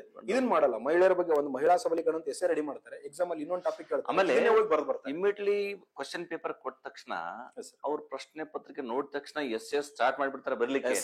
ಆಮೇಲೆ ಒಂದು ಸ್ಟೇಜ್ ಫಸ್ಟ್ ಪ್ಯಾರಾಗ್ರಾಫ್ ಬಿಡ್ತಾರೆ, ಎರಡನೇದು ಕಂಟೆಂಟ್ ನೆನಪಾಗಲ್ಲ ಅವ್ರಿಗೆ. ಅದೇ ಹೇಳ್ತೀನಿ, ಏನೋ ನೆನಪಿದೆ ಅನ್ನೋಸ್ಕರ ನೀವು ಎಸ್ಸೆ ಸ್ಟಾರ್ಟ್ ಮಾಡ್ಬೇಡ್ರಿ. ಚೂಸ್ ಮಾಡಿ ರಫ್ ಪೇಜ್ ಹೋಗಿ ಆ ಎಸ್ಸೆ ರಿಲೇಟೆಡ್ ನಿಮಗ್ ಗೊತ್ತಿರೋ 8-10 ಪಾಯಿಂಟ್ಸ್ ನಿಮಗ್ ಗೊತ್ತಿದಾವ ಫಸ್ಟ್ ರೆಡಿ ನೆನಪು ಮಾಡ್ಕೊಳ್ರಿ. ಸೋರ್ಸಸ್ ಕಲೆಕ್ಟ್ ಮಾಡ್ಕೊಂಡು ನೀವು ವಿತೌಟ್ ಪ್ರಿಪರೇಷನ್ ಸ್ಟಾರ್ಟ್ ಮಾಡ್ಬಿಟ್ರೆ ಒಂದ್ ಪ್ಯಾರಾಗ್ರಾಫ್ ಕೂಡ ಸ್ಟಾಪ್ ಮಾಡ್ಬಿಡ್ತೀರಿ. ನಿಮಗೆ ಕಂಟೆಂಟ್ ಬ್ರೈನ್ ಓಡಲ್ಲ. ಆಮೇಲೆ ಇದು ಫಿಯರ್ ಇರ್ತದ. ಎಸ್ಸೆನ 45-50 ನಿಮಿಷಕ್ಕೆ ಮುಗಿಸುತ್ತೆ. 8-10 ಪಾಯಿಂಟ್ಸ್ ಮಾಡ್ಕೊಂಡು ಡ್ರಾಗ್ ಮಾಡ್ಬೇಕು. ಇಲ್ಲಿ ಈ ಕಂಟೆಂಟ್ ಆಗ್ಬಿಟ್ರೆ ನೀವು ಖುಷಿ ಆಗ್ಬಿಡ್ತೀನಿ. ಇದು very important. Choosing essay topic is very important. Next translations. Translation ಪುಸ್ತಕ ಒಂದು ಸೆಕೆಂಡ್ ಏನಂದ್ರೆ ಈ ಎಸ್ಸೆ ಬರೆದ್ರೊಳಗೆ ನೀವ್ ಏನ್ ಹೇಳಿದ್ರಲ್ಲ ಇದನ್ನ ಸರಿಯಾಗಿ ಫಾಲೋ ಮಾಡಿದಾರೆ. ನಾವು ಮೇಲೆ ಕ್ಲಾಸ್ ನಲ್ಲೂ ಸಹಿತ ಹೇಳಿರ್ತೀವಿ. So 45 minutes essay, total paper ಒಂದು 90 ಮಿನಿಟ್ಸ್ ಇದೆ, 1.5 hour ಇದೆ. ಸೊ ಆ 45 ಮಿನಿಟ್ಸ್ ಅಂತ ನಾವು ರಿಸರ್ವ್ ಇಟ್ರು ಫಸ್ಟ್ 5 ಮಿನಿಟ್ಸ್ ಪ್ಲಾನಿಂಗ್, 5 ಮಿನಿಟ್ಸ್ ಬೇಡ 10 ಮಿನಿಟ್ಸ್ ಹೋದ್ರೂ ಪರವಾಗಿಲ್ಲ sir. Actually 1.5 hour is too much. ನಾನು ಆಕ್ಚುಲಿ 3 ತಾಸಲ್ಲಿ 60 ಪೇಜ್ ಬರೀಬೇಕು. KS ಮೇನ್ಸ್ ಅಲ್ಲಿ 20 ಪೇಜ್ ಎಸ್ಸೆ ಬರೀಬೇಕು, 40 ಪೇಜ್ ಎಸ್ಸೆ ಬರೀಬೇಕು. ಇಲ್ಲಿ 5 ಪೇಜ್ ಬರೆಯಕ್ಕೆ ತುಂಬಾ ಕಷ್ಟ ಪಡ್ತದೆ. ಏನಾಗ್ತದೆ ಅಂದ್ರೆ ನಾವು 1 ಪೇಜ್ ಎಸ್ಸೆ ಬರೆದ್ರು ಪರವಾಗಿಲ್ಲ, ಬಟ್ ಆದ್ರೆ ಆ 10 ಮಿನಿಟ್ಸ್ ಪ್ರಯರ್ ಕಂಟೆಂಟ್ ರೆಡಿ ಮಾಡ್ಕೊಂಡ್ರಲ್ಲ, ಅದು ರೆಡಿ ಮಾಡ್ಕೊಳ್ಳೋದೇ ಟಾಪ್ ರ್ಯಾಂಕಿಂಗ್ ಬರ್ಲಿಕ್ಕೆ ಅದು one of the reason, main reason sir. ಪ್ರತಿ ಪ್ಯಾರಾನ ನನಗೆ ರಿಚ್ ಮಾಡೋ ಉದ್ದೇಶನೇ ಅದು. ರಿಚ್ ಮಾಡದೆ ನಾನು ಸುಮ್ಮನೆ ಪ್ಯಾರಾ ಕತೆ ಬರೆದ್ರೆ ಎಕ್ಸೆಪ್ಟ್ ಮಾಡಲ್ಲ. ಎಲ್ಲರ ತರನು ನಂದೊಂದು ಎಸ್ಸೆ ಆಗ್ಬಿಡುತ್ತೆ. ಅಂಡ್ ಈ ಭಾಷಾಂತರ ಬಗ್ಗೆ ನೋಡ್ರಿ, ನೀವು ಟೆಕ್ನಿಕಲ್ ಗ್ರಾಜುಯೇಟ್ ಇದ್ರಿ, ಇಂಜಿನಿಯರ್ ಇದ್ರಿ. ಸೊ ಭಾಷಾಂತರ ಮಾಡ್ಲಿಕ್ಕೆ ನಿಮ್ಗೆ ಇಂಗ್ಲಿಷ್ ಅಟ್ಲೀಸ್ಟ್ ಸ್ವಲ್ಪ ಫ್ಯಾಮಿಲಿ ಇದೆ. ಜನ ವಿದ್ಯಾರ್ಥಿಗಳು BA ಕನ್ನಡ ಮಾಧ್ಯಮದ ವಿದ್ಯಾರ್ಥಿಗಳಿಗೆ ಬಹಳ ಕಷ್ಟ ಆಗ್ತದ ಭಾಷಾಂತರ. ಕಷ್ಟ ನನಗೆ ಆಗದೆ ಇದ್ರು ಕೂಡ ನಾನು ಯಾವ್ದನ್ನು ನಾನು ಆಗ್ಲಿ ಹೇಳಿದೆ ಸರ್, ತಲೆಗೆ ಹಚ್ಕೊಳ್ಳಲ್ಲ. ಪ್ರತಿಯೊಂದನ್ನು ನಾನು ಕಲಿತೀನಿ. ಓಕೆ. ಪ್ರತಿದಿನ 6 ರಿಂದ 10ನೇ ತರಗತಿ ಪುಸ್ತಕ ನಿಮಗೆ ವೆಬ್ಸೈಟ್ ಅಲ್ಲಿ ಕನ್ನಡದಲ್ಲೂ ಸಿಗುತ್ತೆ, ಇಂಗ್ಲಿಷ್ ಅಲ್ಲೂ ಸಿಗುತ್ತೆ. ಡೌನ್ಲೋಡ್ ಮಾಡ್ಕೊಳ್ಳೋದು, ಇದನ್ನ ನೋಡ್ಕೊಂಡು ಒಂದ್ ಪ್ಯಾರಾ ಕನ್ನಡದಲ್ಲಿ ಬರೆಯೋದು, ಅದನ್ನ ಇಂಗ್ಲಿಷ್ ಬುಕ್ ಅಲ್ಲಿ ಚೆಕ್ ಮಾಡ್ಕೊಳ್ಳೋದು, ಇದನ್ನ ನೋಡ್ಕೊಂಡು ಕನ್ನಡದಲ್ಲಿ ಬರೆಯೋದು, ಅದನ್ನ ಇಲ್ಲಿ ಚೆಕ್ ಮಾಡ್ಕೊಳ್ಳೋದು. ನ್ಯೂಸ್ ಪೇಪರ್ಸ್ ಅಲ್ಲಿ ಪ್ರತಿ ಕಾನ್ಸೆಪ್ಟ್ ಅಲ್ಲಿ ಪೊಲಿಟಿಕಲ್ ಅಲ್ಲಿ ನನಗೇನಾದ್ರೂ ಟರ್ಮ್ಸ್ ಕನ್ನಡದಲ್ಲಿ ಗೊತ್ತಿಲ್ವಾ, Okay. ಸರ್ಚ್ ಮಾಡಿ ನೋಟ್ಸ್ ಮಾಡ್ಕೊಳ್ಳೋದು. ಸೈನ್ಸ್ ಅಂಡ್ ಟೆಕ್ನಾಲಜಿ ಇಂಥ ಕಾನ್ಸೆಪ್ಟ್ಗಳು ನಮ್ಗೆ ಕಷ್ಟ ಆಗ್ತವೆ. 545 ಇರಿಗೇಷನ್ ಅಂತ ಒಂದು ಅಂತರ್ಜಲ ಇರಿಗೇಷನ್ ಅಂತ ಒಂದು ವರ್ಡ್ ಹೌದು, ಕೊಟ್ಟಿದ್ರು, word. ಒಂದು 20 ಸಲ ಓಡಿತ್ತು. ಓಕೆ. ತುಂಬಾ ಜನ ಭೂಮಿ ಒಳಗಿನ ನೀರು ಅಂತ ಬರ್ದಿದ್ದಾರೆ. ಹೌದು, ಅಂತರ್ಜಲ ಅಂತ ತುಂಬಾ ಜನ ಗೊತ್ತಿಲ್ಲ. ಗೊತ್ತಿಲ್ಲ ಅಂತರ್ಜಲ. ನೀವು ಜಿಯೋಗ್ರಫಿ ಕಾನ್ಸೆಪ್ಟ್ ಓದಿದಾಗ ಇರಿಗೇಟೆಡ್ ಏರಿಯಾ ಅಂತ ಬರೆದಾಗ ನೀವೇನಾದ್ರೂ ಅವತ್ತೇ ಅದನ್ನ ಸರ್ಚ್ ಮಾಡಿ ಹೌದು ಮಾಡ್ಕೊಂಡ್ಬಿಟ್ಟಿದ್ರೆ ಹೌದು ಹೌದು ನಿಮಗೆ ಕಷ್ಟ ಆಗ್ತಿರ್ಲಿಲ್ಲ. ಹೌದು ಹೌದು. ಆಮೇಲೆ ಸಾಕಷ್ಟು ಜನ 1, 2, 3 ಆದ್ರೂ ನೀವು ಪ್ರತಿದಿನ 1-2 ಸೋರ್ಸ್ ಇಂಗ್ಲಿಷ್ ಮೆಟೀರಿಯಲ್ಸ್ ಹಾಕೋಬೇಕು ಇವತ್ತಿನ ಫೇಸಿಗೆ. ಹೌದು ಹೌದು. ನಾನು BA ಸ್ಟೂಡೆಂಟ್, ನಾನು ಕನ್ನಡ ಮೆಟೀರಿಯಲ್ಸ್ ಓದ್ತೀನಿ ಅಂದ್ರೆ ನಡೆಯಲ್ಲ. ಯಾಕಂದ್ರೆ ನೀವು ಪೇಪರ್ 1 ಅಲ್ಲಿ 20-30 ಮಾರ್ಕ್ಸ್ ಇಂದ ಇಂಗ್ಲಿಷ್ ಬರೆಯೋದ್ರಿಂದ, ಟ್ರಾನ್ಸ್ಲೇಷನ್ ಮಾಡ್ಬೇಕಾಗಿರೋದ್ರಿಂದ ಇಂಗ್ಲಿಷ್ ಮೆಟೀರಿಯಲ್ಸ್ ಗಳನ್ನ ಓದಿ ಹೌದು. ಟ್ರಾನ್ಸ್ಲೇಟ್ ಪ್ರತಿದಿನ ಇಂಥದ್ದು ಅದಕ್ಕೆ ರೂಢಿ ಆದ್ರೆ ನೀವು ಕರಗತ ಆಗ್ತೀರಿ ಟ್ರಾನ್ಸ್ಲೇಷನ್. ಇಟ್ ಆಲ್ರೆಡಿ ಇಟ್ ಏನಂದ್ರೆ end of the day vocabulary, ನಿಮ್ಮ ಹತ್ರ ವೊಕ್ಯಾಬ್ಯುಲರಿ ಇಲ್ಲದೆ ಇದ್ರೆ ಟ್ರಾನ್ಸ್ಲೇಷನ್ ಮಾಡಕ್ ಆಗಲ್ಲ. ವೊಕ್ಯಾಬ್ಯುಲರಿ ಮಾಡಕ್ ಏನ್ ಮಾಡ್ಬೇಕು, ಪ್ರತಿದಿನ 20-30 ಪದಗಳನ್ನ ಓಕೆ. ಕನ್ನಡದಲ್ಲಿಂದ ಇಂಗ್ಲಿಷ್ಗೆ, ಇಂಗ್ಲಿಷಿಂದ ಅಂದ್ರೆ ಕನ್ನಡಕ್ಕೆ ಮಾಡ್ಕೊಂತೋದ್ರೆ ಎಕ್ಸಾಮ್ ಅನ್ನೋಷ್ಟೊತ್ತಿಗೆ ಸಾವಿರಾರು ವರ್ಡ್ಸ್ ಆಗ್ಬಿಟ್ಟಿರ್ತವೆ ಸರ್. ಬಹಳಷ್ಟು ಜನ ಅಭ್ಯರ್ಥಿಗಳಿಗೆ ವೊಕ್ಯಾಬ್ಯುಲರಿ ಇರಲ್ಲ, ಎಸ್, ಸ್ಟಾಕ್ ಇಲ್ಲ ವರ್ಡ್ಸ್ಗಳು. ಸೊ ಹೀಗಾಗಿ ಅವ್ರಿಗೆ ಬರ್ಲಿಕ್ಕೆ ಬಹಳ ಕಷ್ಟ. ಅದು ಹೆಂಗಿರುತ್ತೆ ಹಂಗೆ ಇಂಗ್ಲಿಷ್ ಅಲ್ಲಿ ಬರ್ದಿಟ್ಬಿಟ್ಟಿರ್ತಾರೆ, ಅದು ಹೆಂಗಿರುತ್ತೆ ಹಂಗೆ ಕನ್ನಡದಲ್ಲಿ ಬರ್ದಿಟ್ಟು ಎಷ್ಟೋ ಜನ ಈಸ್ ಆರ್ ಅಂತ ಅಷ್ಟೇ ಹಾಕಿರ್ತಾರೆ, ವೊಕ್ಯಾಬ್ಯುಲರಿನೇ ಬರ್ದಿರಲ್ಲ. ವೊಕ್ಯಾಬ್ಯುಲರಿ ಬಿಲ್ಡ್ ಮಾಡಿದ್ರೆ ನಿಮಗೆ ಟ್ರಾನ್ಸ್ಲೇಷನ್ ಕಷ್ಟನೇ ಆಗಲ್ಲ. ಆಮೇಲೆ ಫಸ್ಟ್ ಆಫ್ ಆಲ್ ಏನಂದ್ರೆ ನೀವು ಹೇಳಿದ್ರಿ, grammar is very important. Yes. ವಾಕ್ಯ ಕೊಟ್ಟಂತ ವಾಕ್ಯ, Yes, is ಅದು or was ಆಗ್ ಬಂದ್ರೆ ಕೊಟ್ಟಂತ ಅರ್ಥನೇ ವಾಕ್ಯ ಕೆಟ್ಬಿಡುತ್ತೆ. ಏನೋ ಪಾಸಿಟಿವ್ ಇದೆನೋ ಅಥವಾ ನೆಗೆಟಿವ್ Negative ಇದೆನೋ ಇದೆನೋ, ಅಥವಾ ಏನು yes. ಪ್ರಶ್ನಾರ್ಥಕ ವಾಕ್ಯ ಇದೆನೋ, ಭೂತಕಾಲ ಇದೆಯೋ, ಭವಿಷ್ಯಕಾಲ ಇದೆಯೋ, ಅದು ಯಾವ ಟೆನ್ಸ್ ಅಂತ ಫಸ್ಟ್ ವಾಕ್ಯ ಸರಿ ತಿಳ್ಕೊಂಡು Yes. ಅದ್ರ ಮೇಲೆ ನಾವು ಸೆಂಟೆನ್ಸ್ ಫಾರ್ಮೇಶನ್ ಮೊದಲು Yes. ಮಾಡೋದನ್ನ ಇದು ಮಾಡ್ಕೋಬೇಕು. Yes. ಜೊತೆಗೆ ವೊಕ್ಯಾಬ್ಯುಲರಿ ಅಷ್ಟೇ ಇಂಪಾರ್ಟೆಂಟ್ ಅಲ್ಲ. vocabulary is very very important. ಹೌದಲ್ಲ, ಆಮೇಲೆ ಒನ್ ಡೇ ದಲ್ಲಿ ಮಾಡಕ್ಕಾಗಲ್ಲ ವೊಕ್ಯಾಬ್ಯುಲರಿ. Yes. ನಾವು cannot it's a daily process. Daily process ಅಲ್ಲ. ನೀವು ನ್ಯೂಸ್ ಪೇಪರ್ ಓದಿದಾಗ ಒಂದೊಂದು ಪ್ಯಾರಾ ತಗೊಂಡು ಟ್ರಾನ್ಸ್ಲೇಟ್ ಮಾಡೋದು, ಗೊತ್ತಿಲ್ದಿರೋ ಪದಗಳನ್ನ ನಿಮ್ ನೋಟ್ಸ್ ಅಲ್ಲಿ ಬರ್ಕೊಳ್ಳಿ. ಈಗ ಪೊಲಿಟಿಕಲ್ ವೊಕ್ಯಾಬ್ಯುಲರಿ ಬೇರೆ, ಎಸ್, ಎಕನಾಮಿಕಲ್ ವೊಕ್ಯಾಬ್ಯುಲರಿ ಬೇರೆ, ಡೆಮೋಕ್ರಸಿ ಅಂದ್ರೆ ಬೇರೆ, ಸೋಷಿಯಲಿಸಂ ಅಂದ್ರೆ Social ಬೇರೆ, ಬೇರೆ. ಕಮ್ಯುನಲಿಸಂ ಅಂದ್ರೆ ಹೌದು. ಬೇರೆ, ಡಿಸೆಂಟ್ರಲೈಸೇಷನ್ ಅಂದ್ರೆ ಬೇರೆ. ಇವೆಲ್ಲ ಪದಗಳು ನಮ್ಗೆ ಗೊತ್ತಿದಾವೆ. ಇದ್ರ ಕನ್ನಡ ಅರ್ಥ ಪದಗಳನ್ನ ಸಬ್ಜೆಕ್ಟ್ ವೈಸ್ ಅವ್ರಿಗೆ ಚೆನ್ನಾಗಿ ವರ್ಡ್ಸ್ಗಳು, ಆ ಶಬ್ದಗಳು ನಿಮ್ಗೆ ಸಿಕ್ಬಿಟ್ರೆ ನಿಮಗೆ ಎಂಜಾಯ್ ಮಾಡ್ತಾರೆ, ಎಂಜಾಯ್ ಮಾಡ್ಬೇಕು ಅದನ್ನ. ಪ್ರತಿದಿನ ನೀವು ಕರೆಂಟ್ ಅಫೇರ್ಸ್ ಅಲ್ಲೇ, ಈಗ ಮೊನ್ನೆ ರೀಸೆಂಟ್ ಆಗಿ ನಾಮಫಲಕದ ಬಗ್ಗೆ ನಿಮಗೆ ತೊಂದರೆ ಆಗಿತ್ತು ಕರ್ನಾಟಕದಲ್ಲಿ 60% ಕನ್ನಡ. ನಾಮಫಲಕ ಅನ್ನೋ ಪದವನ್ನು ನಿನಗೆ ಇಂಗ್ಲಿಷ್ ಅಲ್ಲಿ ಪದ ಅವತ್ತು ನೀನ್ ನೋಡ್ಕೊಂಡ್ಬಿಟ್ಟಿದ್ರೆ ನಿನಗೆ ಕಷ್ಟ ಆಗ್ತಿರಲಿಲ್ಲ. ಹೌದು. ಈ ತರ ಪ್ರತಿದಿನ ನೀನು ಓದ್ತಕ್ಕಂಥ ಕರೆಂಟ್ ಅಫೇರ್ಸ್ ಟಾಪಿಕ್ ಅಲ್ಲಿ ನೀನ್ ಅದನ್ನ ಆ ಪದಕ್ಕೆ ನಿನ್ಗೆ ಇಂಗ್ಲಿಷ್ ಅಲ್ಲಿ ಗೊತ್ತಿರೋದನ್ನ ಯೋಚನೆ ಮಾಡ್ಬಿಟ್ರೆ ನಿಮಗೆ ಪೇಪರ್ ಅನ್ನು ಕಷ್ಟನೇ ಆಗೋದಿಲ್ಲ. ಸೊ ಭಾಷಾಂತರ ಮಾಡ್ಲಿಕ್ಕೆ ಫಸ್ಟ್ ಚೆನ್ನಾಗಿ ಅವ್ರ ಗ್ರಾಮರ್ ಚೆನ್ನಾಗಿ ನೋಡ್ಕೊಂಡು, ಗ್ರಾಮರ್ ಪ್ಲಸ್ ಕನ್ನಡ ಗ್ರಾಮರ್ ಅಂತ ಓಕೆ ಮ್ಯಾನೇಜ್ Yes, ಮಾಡ್ಕೋಬಹುದು, yes. ಬಟ್ ಇಂಗ್ಲಿಷ್ ಗ್ರಾಮರ್ ಅನ್ನ Yes. ಬಹಳ ಅವಶ್ಯಕತೆ ಇದೆ. ಜೊತೆಗೆ ವೊಕ್ಯಾಬ್ಯುಲರಿ ಇಸ್ ವೆರಿ ವೆರಿ ಎರಡು ಪ್ಲಾನ್ ಮಾಡ್ಕೋಬೇಕಷ್ಟೇ. ಮತ್ತೆ ಇದನ್ನ ಮಾಡ್ಕೊಂಡ್ಬಿಟ್ರೆ ಅದು ಚೆನ್ನಾಗಿ ಮಾಡ್ಬೋದು ಅಂತ ತುಂಬಾ ಅನ್ಸುತ್ತೆ. ಅತ್ಯುತ್ತಮವಾಗಿ ಮಾಡಬಹುದು. ಆಮೇಲೆ ಅದರಲ್ಲಿ ಸ್ವಲ್ಪ ಇಂಗ್ಲಿಷ್ ಮೀಡಿಯಂ ಅಭ್ಯರ್ಥಿಗಳು ಏನೋ ಚೆನ್ನಾಗಿ ಮಾಡಿದ್ದಾರೆ, ಬಟ್ ಸ್ಟಿಲ್ ಏನಂದ್ರೆ ಇವರು ಕೂಡ ಅತ್ಯುತ್ತಮವಾಗಿ ಮಾಡಬಹುದು ಸರ್. ದಿನ ಒಂದು 40-50 ಪದಗಳನ್ನ practice. ಡೈಲಿ ಟ್ರಾನ್ಸ್ಲೇಟ್ ಮಾಡೋದ್ರ ಮೂಲಕ ಅದ್ ಮಾಡ್ಕೋಬಹುದು. ಸೊ ಪೇಪರ್ 1 ಏನಂದ್ರೆ ಆಲ್ಮೋಸ್ಟ್ 90 ಮಿನಿಟ್ಸ್ ಟೈಮ್ ಇತ್ತು. ಆಮೇಲೆ 50 ಮಾರ್ಕ್ಸ್ ಇದೆ, 50 ಮಾರ್ಕ್ಸ್. 1.5 hour ಇರುತ್ತೆ. ಸೊ ಪೇಪರ್ 1 50 ಮಾರ್ಕ್ಸ್ ಮಾಡಿದ್ದೆ ಆದಲ್ಲಿ ನಾನು ಇನ್ಫ್ಯಾಕ್ಟ್ ನಾನು ಯಾವಾಗ್ಲೂ 545 ಅಲ್ಲಿ ಸೆಲೆಕ್ಟ್ ಆದಾಗ 1 hour 5 minutes 10 minutes ಅಲ್ಲಿ ಎಂಟೈರ್ ಪೇಪರ್ ಮುಗ್ದೋಗಿದೆ ನೋಡಿ. ಬಿಕಾಸ್ ಪ್ರಾಕ್ಟೀಸ್ ವಂಡರ್ಫುಲ್ ಪ್ರಾಕ್ಟೀಸ್ ಅಲ್ಲ ನಿಮಗೆ. ನನ್ನ ಹತ್ರ ಕಂಟೆಂಟ್ ಇದೆ, ನನ್ನ ಹತ್ರ ವೊಕ್ಯಾಬ್ಯುಲರಿ ಇದೆ, ನನಗೆ ಏನಕ್ಕೆ ಗ್ಯಾಪ್ ಆಗುತ್ತೆ, ಏನಕ್ಕೆ ಲ್ಯಾಗ್ ಆಗುತ್ತೆ ಸರ್? ಸೊ ಒಂದ್ ಮಾತಿದೆ, so if you reach towards the perfection as you will land in excellence. Excellence. ಹೌದು. ಕರೆಕ್ಟ್. ನೀವು ಪರಿಪೂರ್ಣತೆ ಬಂದ್ಬಿಟ್ಟದೆ ನಿಮಗೆ, ಪ್ರಭುತ್ವ ಬಂದ್ಬಿಟ್ಟಿದೆ. ಇಲ್ಲಿ ಹುಡುಗರಿಗೆ 1.5 ಗಂಟೆ ಟೈಮ್ ಸಾಕಾಗ್ತಿದೆ ಸರ್, ಕಂಟೆಂಟ್ ಇಲ್ಲ ಅವ್ರ ಹತ್ರ. ಕಂಟೆಂಟ್ ಇಲ್ಲ. ನಿಜ ಅದಕ್ಕೆ ಅವರು ಟೈಮ್ ಕೇಳ್ತಾ ಇದಾರೆ ಎಕ್ಸ್ಟ್ರಾ. ಕೂತಿರೋ ಟೈಮ್ ಅಲ್ಲಿ ನಾಲೆಡ್ಜ್ ಆ ಕಂಟೆಂಟ್ ಇಲ್ಲದೆ ಇರೋದಕ್ಕೆ ಹುಡುಕ್ತಾ ಇದಾರೆ, ಏನ್ ಬರಲಿ ಏನ್ ಬರಲಿ, ಕುಕ್ ಮಾಡಕ್ ಆಗ್ತಿಲ್ಲ ಅವರಿಗೆ. ನಿಜ ನಿಜ. So paper 1 50 marks 90 minutes time ಇತ್ತು. ಓಕೆ, ಚೆನ್ನಾಗಿ ತಾವೆಲ್ಲ ಇದು ಮಾಡ್ಕೊಂಡ್ರಿ. ಸೊ ಪೇಪರ್ ಏನದು ಇಲ್ಲಿ ವ್ಯಾಲ್ಯೂಯೇಷನ್ ಮಾಡ್ಕೊಡ್ತಿದ್ರು, ನಿಮ್ಗೆ ಅನಾಲಿಸಿಸ್ ಮಾಡ್ಕೊತಿದ್ರು ನೀವು? ಹೌದು ಸರ್. ಆಕ್ಚುಲಿ ಇನ್ಫ್ಯಾಕ್ಟ್ ಅದು ಖುಷಿ ವಿಚಾರ ಏನಂದ್ರೆ ನನಗೆ ಲಾಸ್ಟ್ ಇಲ್ಲಿ ಕ್ಲಾಸಿಕ್ ಟೆಸ್ಟ್ ಸೀರೀಸ್ ಬರ್ದಾಗ ಅವತ್ತು ನನಗೆ 39 ಅಂಕಗಳನ್ನು ಕೊಟ್ಟಿದ್ರು. 39 ನಮ್ಮ 50ಕ್ಕೆ 39 ಅಂಕ. ಅದೇ 39 ಅಂಕಗಳು ನನಗೆ 545 ಬಂದಿದೆ.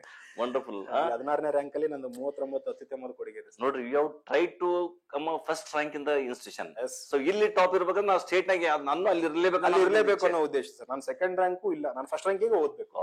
What ever the circumstances are, ನಾನು ಮಾಡ್ಬೇಕು. So you have clarity of your thoughts. Yes. And you are very confident. Clarity of thoughts is very important. Consistency is also very important. ಹೌದು. ಫ್ಯಾಮಿಲಿಗೆ ಪ್ರೌಡ್ ಕೊಡೋದು ಇಂಪಾರ್ಟೆಂಟ್. ಹೌದು. ಪರಮೋಚ್ಚ ಗುರಿ important. ಮತ್ತು self inspired. Self inspiration. ಪ್ರತಿದಿನ ನಮ್ಗೆ ಏನೋ ಹೊರಗಿನಿಂದ ಒಂದು ಪರಮೋಚ್ಚ ಶಕ್ತಿ, ಪರಮಶಕ್ತಿ ನಮಗೆ ಮೋಟಿವೇಶನ್ ಆಗ್ಬೇಕಂದ್ರೆ ತಂದೆ ತಾಯಿಗಿಂತ ಮೋಟಿವೇಶನ್ ಹೊರಗಿಂದ ನೋಡಿ ಇನ್ಸ್ಪೈರ್ ಆಗೋಲ್ಲ, ನಾವು ನಮ್ ಕಡೆ ಒಳಗಿಂದ ಅದು ನೀವು ರೂಢಿ ಮಾಡ್ಕೊಂಡಿದ್ದೀರಾ. ಪೇಪರ್ 2 ಇದೆಯಲ್ಲ, ಪೇಪರ್ 2 ಸಾಮಾನ್ಯ ಜ್ಞಾನ ಇದೆ, ಜನರಲ್ ನಾಲೆಜ್ ಇದೆ. ಸೊ ಅದು 100 ಪ್ರಶ್ನೆಗಳು, 100 ಪ್ರಶ್ನೆಗಳು, 1.5 ಅಂಕ. ಸೊ 100 ಪ್ರಶ್ನೆಗಳಿದೆ. ನಿಮ್ಗೆ 1.5 hour ಟೈಮ್ ಅದೇ ಇದೆ, 90 ಮಿನಿಟ್ಸ್ ಟೈಮ್ ಇದೆ. 90 ಮಿನಿಟ್ ನಲ್ಲಿ 100 ಪ್ರಶ್ನೆಗಳನ್ನು ನೀವು ಸಾಲ್ವ್ ಮಾಡ್ಕೋಬಹುದು. ಸೊ ಆಮೇಲೆ ಜನರಲ್ ನಾಲೆಜ್ ಅಂದ್ರೆ ಇಟ್ಸ್ ಲೈಕ್ ಓಷಿಯನ್.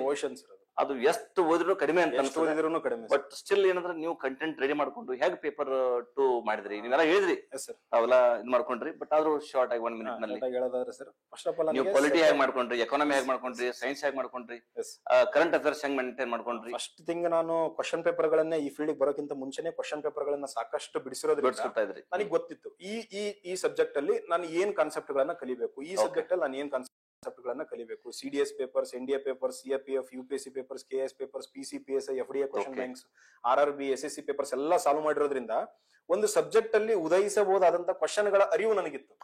ಆ ಫ್ರೇಮ್ ವರ್ಕ್ ಗೊತ್ತಿತ್ತು. ಅದನ್ನೇ ಪ್ರಾಥಮಿಕ ಮಾಡಿರೋದ್ರಿಂದ ನೆಕ್ಸ್ಟ್ ಏನ್ ಮಾಡ್ಕೊಂಡು 5 ರಿಂದ 10ನೇ ತರಗತಿ first 6th to 12th NCERT ಪುಸ್ತಕಗಳನ್ನು ಓದ್ದೆ. Geography is very very important. Specially ಬೇರೆ ಸಬ್ಜೆಕ್ಟ್ ಗಳನ್ನ KS ಲೆವೆಲ್ ಓದಿಲ್ಲ ಅಂದ್ರೂ ನಡೆಯುತ್ತೆ, ಬಟ್ ಜಿಯೋಗ್ರಫಿ ಮಾತ್ರ must. 6th to 12th NCERT ಪುಸ್ತಕಗಳು. 5 ರಿಂದ 12ನೇ ತರಗತಿ ಸ್ಟೇಟ್ ಬುಕ್ಸ್ ಗಳು ಮಸ್ಟ್. ಇದು ಹೆಂಗಂದ್ರೆ ಇದು ಯಾವತ್ತಿಗೂ ರೆಡಿ ಇರಬೇಕು. ಈ 5 ರಿಂದ 12ನೇ ತರಗತಿ ಪುಸ್ತಕಗಳನ್ನ ಓದಿ ನೀವು ಒಂದ್ ಕಡೆ ನೋಟ್ಸ್ ಮಾಡಿ ನೋಟ್ಸ್ ಸ್ಪೆಷಲಿ ಆಮೇಲೆ ಓನ್ ರೈಟ್ ಅಪ್ ಮಾಡಿದಾಗ ಎಲ್ಲಿ ತನಕ ನೀವು ನೋಟ್ಸ್ ಮಾಡೋದಿಲ್ವೋ ಅಲ್ಲಿ ತನಕ ನಿಮ್ ಸಕ್ಸಸ್ ದೂರ ಓಡ್ತಾ ಇರುತ್ತೆ. ನೀವು ಎಂತದೇ ಪುಸ್ತಕಗಳನ್ನ ಓದಿ ನಿಮ್ಮ ನೋಟ್ಸ್ ಅಲ್ಲಿ ಎಕ್ಸಾಮ್ ಎಷ್ಟೋ ಜನ ಏನ್ ಮಾಡ್ತಾರೆ ಅಂದ್ರೆ ಬರೆಯೋದನೇ ಇಲ್ಲ. ಅಂಡರ್ಲೈನ್ ಬುಕ್ ಟೆಕ್ಸ್ಟ್ ಬುಕ್ಸ್ ನಲ್ಲಿ ಅಲ್ಲೇ ಬುಕ್ಸ್ ನಲ್ಲಿ ಅಂಡರ್ಲೈನ್ ಮಾಡ್ಕೊಂಡು ಅಲ್ಲೇ ಇರ್ತಾರೆ. But they don't want to write in separate paper. ಬರ್ಲಿಕ್ಕೆ ಹೋದಾಗ ನಮ್ದು ಕಾನ್ಸಂಟ್ರೇಷನ್ ಹೆಚ್ಚಿ ಆಗ್ತದೆ. ನಾವು ರೈಟ್ ಅಪ್ ನೋಟ್ಸ್ ಮಾಡ್ಕೊಳ್ಲಿಕ್ಕೆ ನಮ್ಮ ಕಂಟೆಂಟ್ ಸೆಪರೇಟ್ ಬರ್ಲಿಕ್ಕೆ ಹೋದಾಗ ಸೊ ನಮ್ ಕಾನ್ಸಂಟ್ರೇಷನ್ ಹೆಚ್ಚಿ ಆಗ್ತದೆ. ಅದನ್ನ ಕೆಲಸ ನೀವು ಮಾಡಿದ್ರೆ ಅದಕ್ಕೆ ನಾನು ಒಂದು 8-9 ನೋಟ್ಸ್ ಗಳನ್ನ ರೆಡಿ ಮಾಡಿದೀನಿ sir. It's like my Bible for me. Okay, ಇಷ್ಟೆಲ್ಲ question papers, question paper solve ಮಾಡಿ, ಆಥರ್ ಬುಕ್ ಸಾಲ್ವ್ ಮಾಡಿ, ಕ್ವಶನ್ ಪೇಪರ್ಸ್ ಮಾಡಿ ಎಲ್ಲಾದ್ರಿಂದ ನಾನು ತೆಗೆದು ಬಂಡಲ್ ಒಂದು 8 ಬುಕ್ಸ್ ಅಲ್ಲಿ ಬೈಬಲ್ ರೆಡಿ ಮಾಡಿ ಇಟ್ಟಿದ್ದೀನಿ ಸರ್. ಈಗ ಹೇಗ್ ಮಾಡೋಣ, ನೀವೇನ್ ಕಂಟೆಂಟ್ ಪ್ರಿಪೇರ್ ಮಾಡಿರಲ್ಲ ಅದನ್ನ ನಮ್ ಲೈಬ್ರರಿ ಕೊಡುವಂತ ವ್ಯವಸ್ಥೆ ಮಾಡ್ರಿ. ಬಂದ್ ನೋಡ್ತಾರೆ ಹುಡುಗರು, ಅವಶ್ಯ ಬಂದ್ ನೋಡ್ತಾರೆ. ಇಫ್ ಯು ಕೀಪ್ ಇಟ್ ಮತ್ತೆ ನಾವು ನಿಮಗೆ ಕೊಡೋಣ. ಬಟ್ ಸ್ಟಿಲ್ ಲೆಟ್ ಅದರ ಸಾಕಷ್ಟು ಜನ ಈಗಾಗಲೇ ತಗೊಂಡು ಹೋಗಿದ್ದಾರೆ ಸರ್, ನೋಡಿದ್ದಾರೆ, ಅದರಿಂದ ಇನ್ಸ್ಪೈರ್ ಆಗಿದ್ದಾರೆ. ಪ್ರತಿ ವೀಕ್ 10 ಕ್ವಶನ್ ಪೇಪರ್ ಸಾಲ್ವ್ ಮಾಡೋದಾಗಿರ್ಬೋದು, 5 ರಿಂದ 12ನೇ ತರಗತಿ ಪುಸ್ತಕಗಳಾಗಿರ್ಬೋದು, ವೇರಿಯಸ್ ಕ್ವಶನ್ ಪೇಪರ್ಸ್ ಆಗಿರ್ಬೋದು, ಒಂದೊಂದು ಸಬ್ಜೆಕ್ಟ್ ಒಂದೊಂದು ಆಥರ್ ಬುಕ್ಸ್. ಪಾಲಿಟಿಗೆ ಲಕ್ಷ್ಮೀಕಾಂತ್ ಆದ್ರೂ ಓದ್ಬೋದು, ನೀವು ಗಂಗಾಧರ್ ಆದ್ರೂ ಓದ್ಬೋದು. ಇತಿಹಾಸಕ್ಕೆ ಸದಾಶಿವ ಇದೆ, KN ಮಂಜುನಾಥ್ ಪುಸ್ತಕ ಇದೆ, ಸೋಮಪ್ಪ ದುಂಡಿಗೇರಿ ಸರ್ ಪುಸ್ತಕಗಳಿದಾವೆ. ಒಂದೊಂದು ಕಂಟೆಂಟ್ ಗೆ ಒಂದು 10 ಆಥರ್ಸ್ ಇದ್ದಾರೆ. 10 ಆಥರ್ಸ್ ಇದೆ. ನೀವು ಯಾವ್ದು ಪರಮೋಚ್ಚ ಮಾಡಕ್ ಹೋಗ್ಬಿಟ್ಟು ಒಂದೊಂದು ಆಥರ್ ಬುಕ್ಸ್ ನ ತಗೊಳ್ರಿ. ಯಾಕಂದ್ರೆ ಇದು ಏನ್ ಒಳ್ಳೆ ಸಿಗ್ತದೆ, ಫಿಲಿಮ್ಸ್, ಇದು ಓಷಿಯನ್.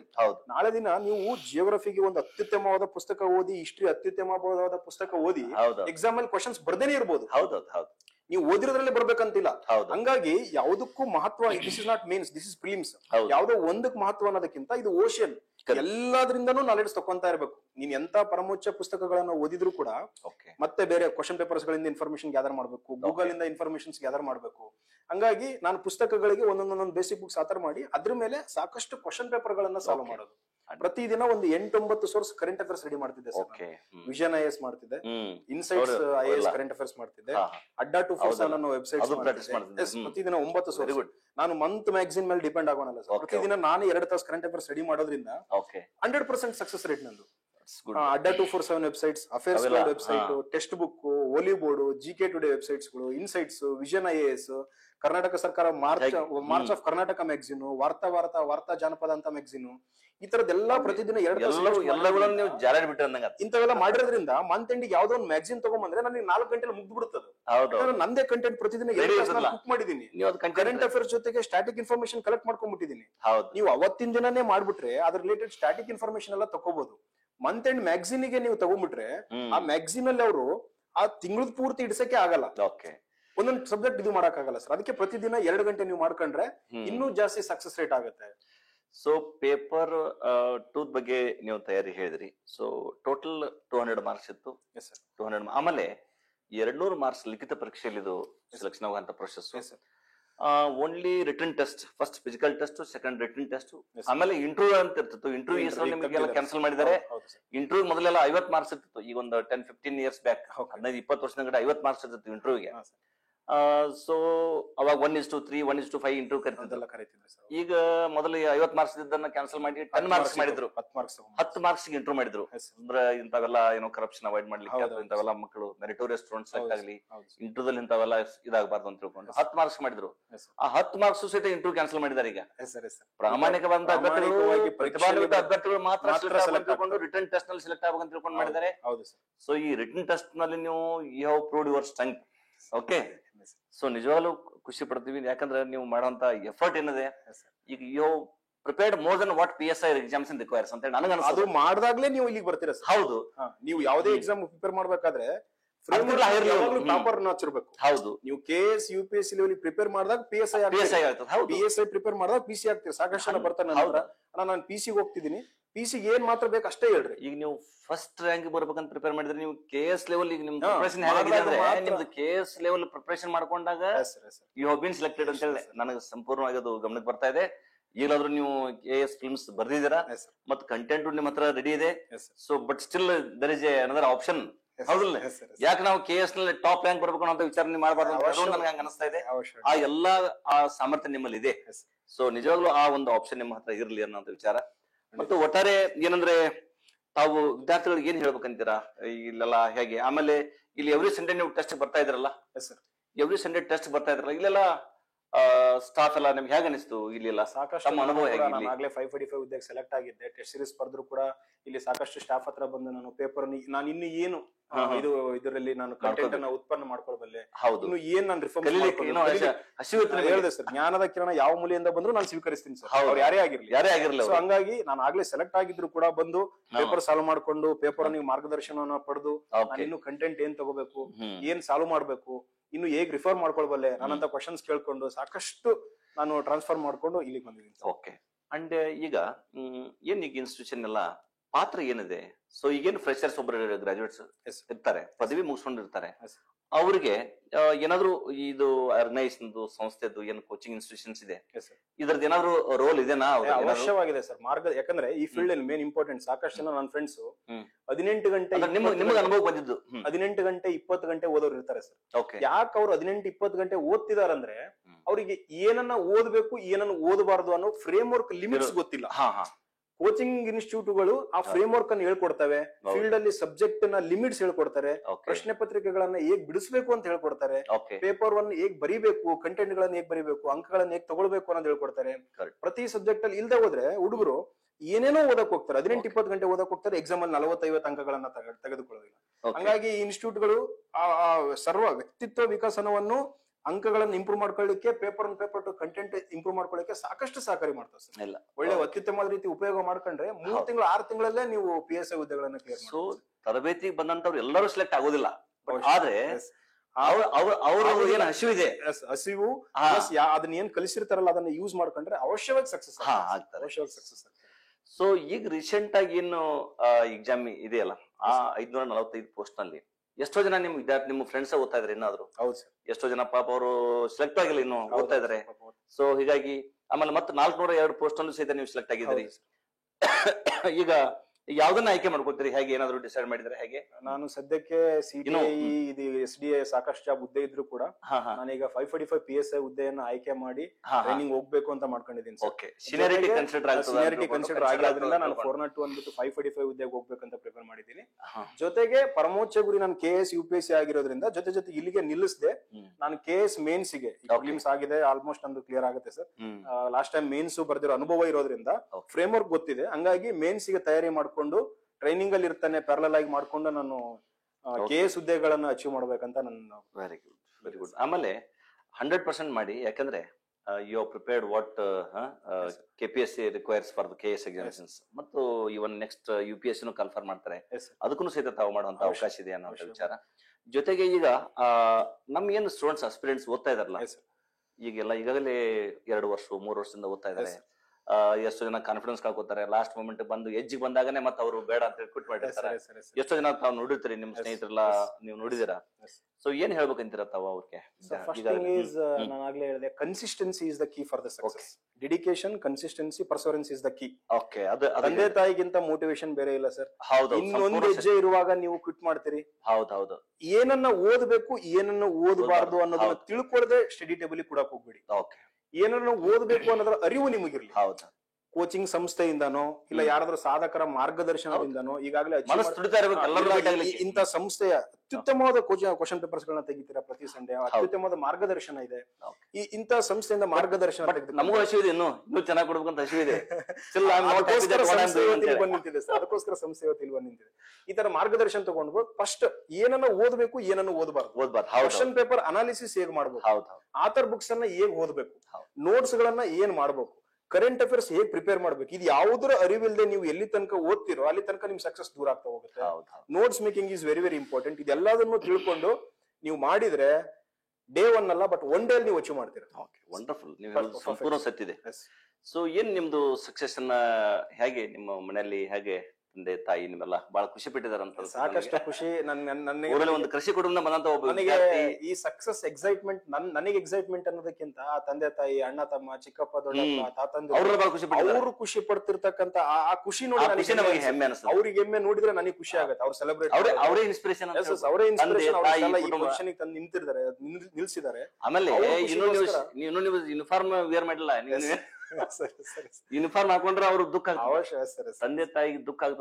ಇದೇ ಸಂತೋಷಕ್ಕೆ ಅಷ್ಟು ಅವ್ರನ್ನ ಯಾವ ಮೆಂಟಾಲಿಟಿ ತಂದ್ಬಿಟ್ಟಿದೀವಿ ಅಂದ್ರೆ ನಮ್ಮ ಮನೇಲಿ ನಾನು ಯಾವ್ದಾದ್ರು ಎಕ್ಸಾಮ್ ಬರೆಯಕ್ ಹೋದಾಗ ಅವ್ರ ನನ್ನ ಪಾಸ್ ಆಗ್ತೀಯಾ ಏನಾಗ್ತೀಯ ಅಂತ ಕೇಳಲ್ಲ ಸರ್. ನಮ್ಮ ಎಷ್ಟನೇ ರ್ಯಾಂಕ್ ಅಪ್ಪ ನೀನ್ ಎಲ್ಲ ಪಾಸ್ ಆಗ್ತೀಯ ಅನ್ನೋ ಮೈಂಡ್ ಸೆಟ್ಟಿಂಗ್ ನಾವ್ ಇವತ್ತು ನಿಲ್ಸ್ಬಿಟ್ಟಿದೀವಿ ಸರ್. ಹಂಗಾಗಿ ಹಂಗೆಲ್ಲ ಅವ್ರು ಕೇಳೋದ್ರಿಂದ ಜವಾಬ್ದಾರಿ ಜಾಸ್ತಿ ಆಗಿದೆ.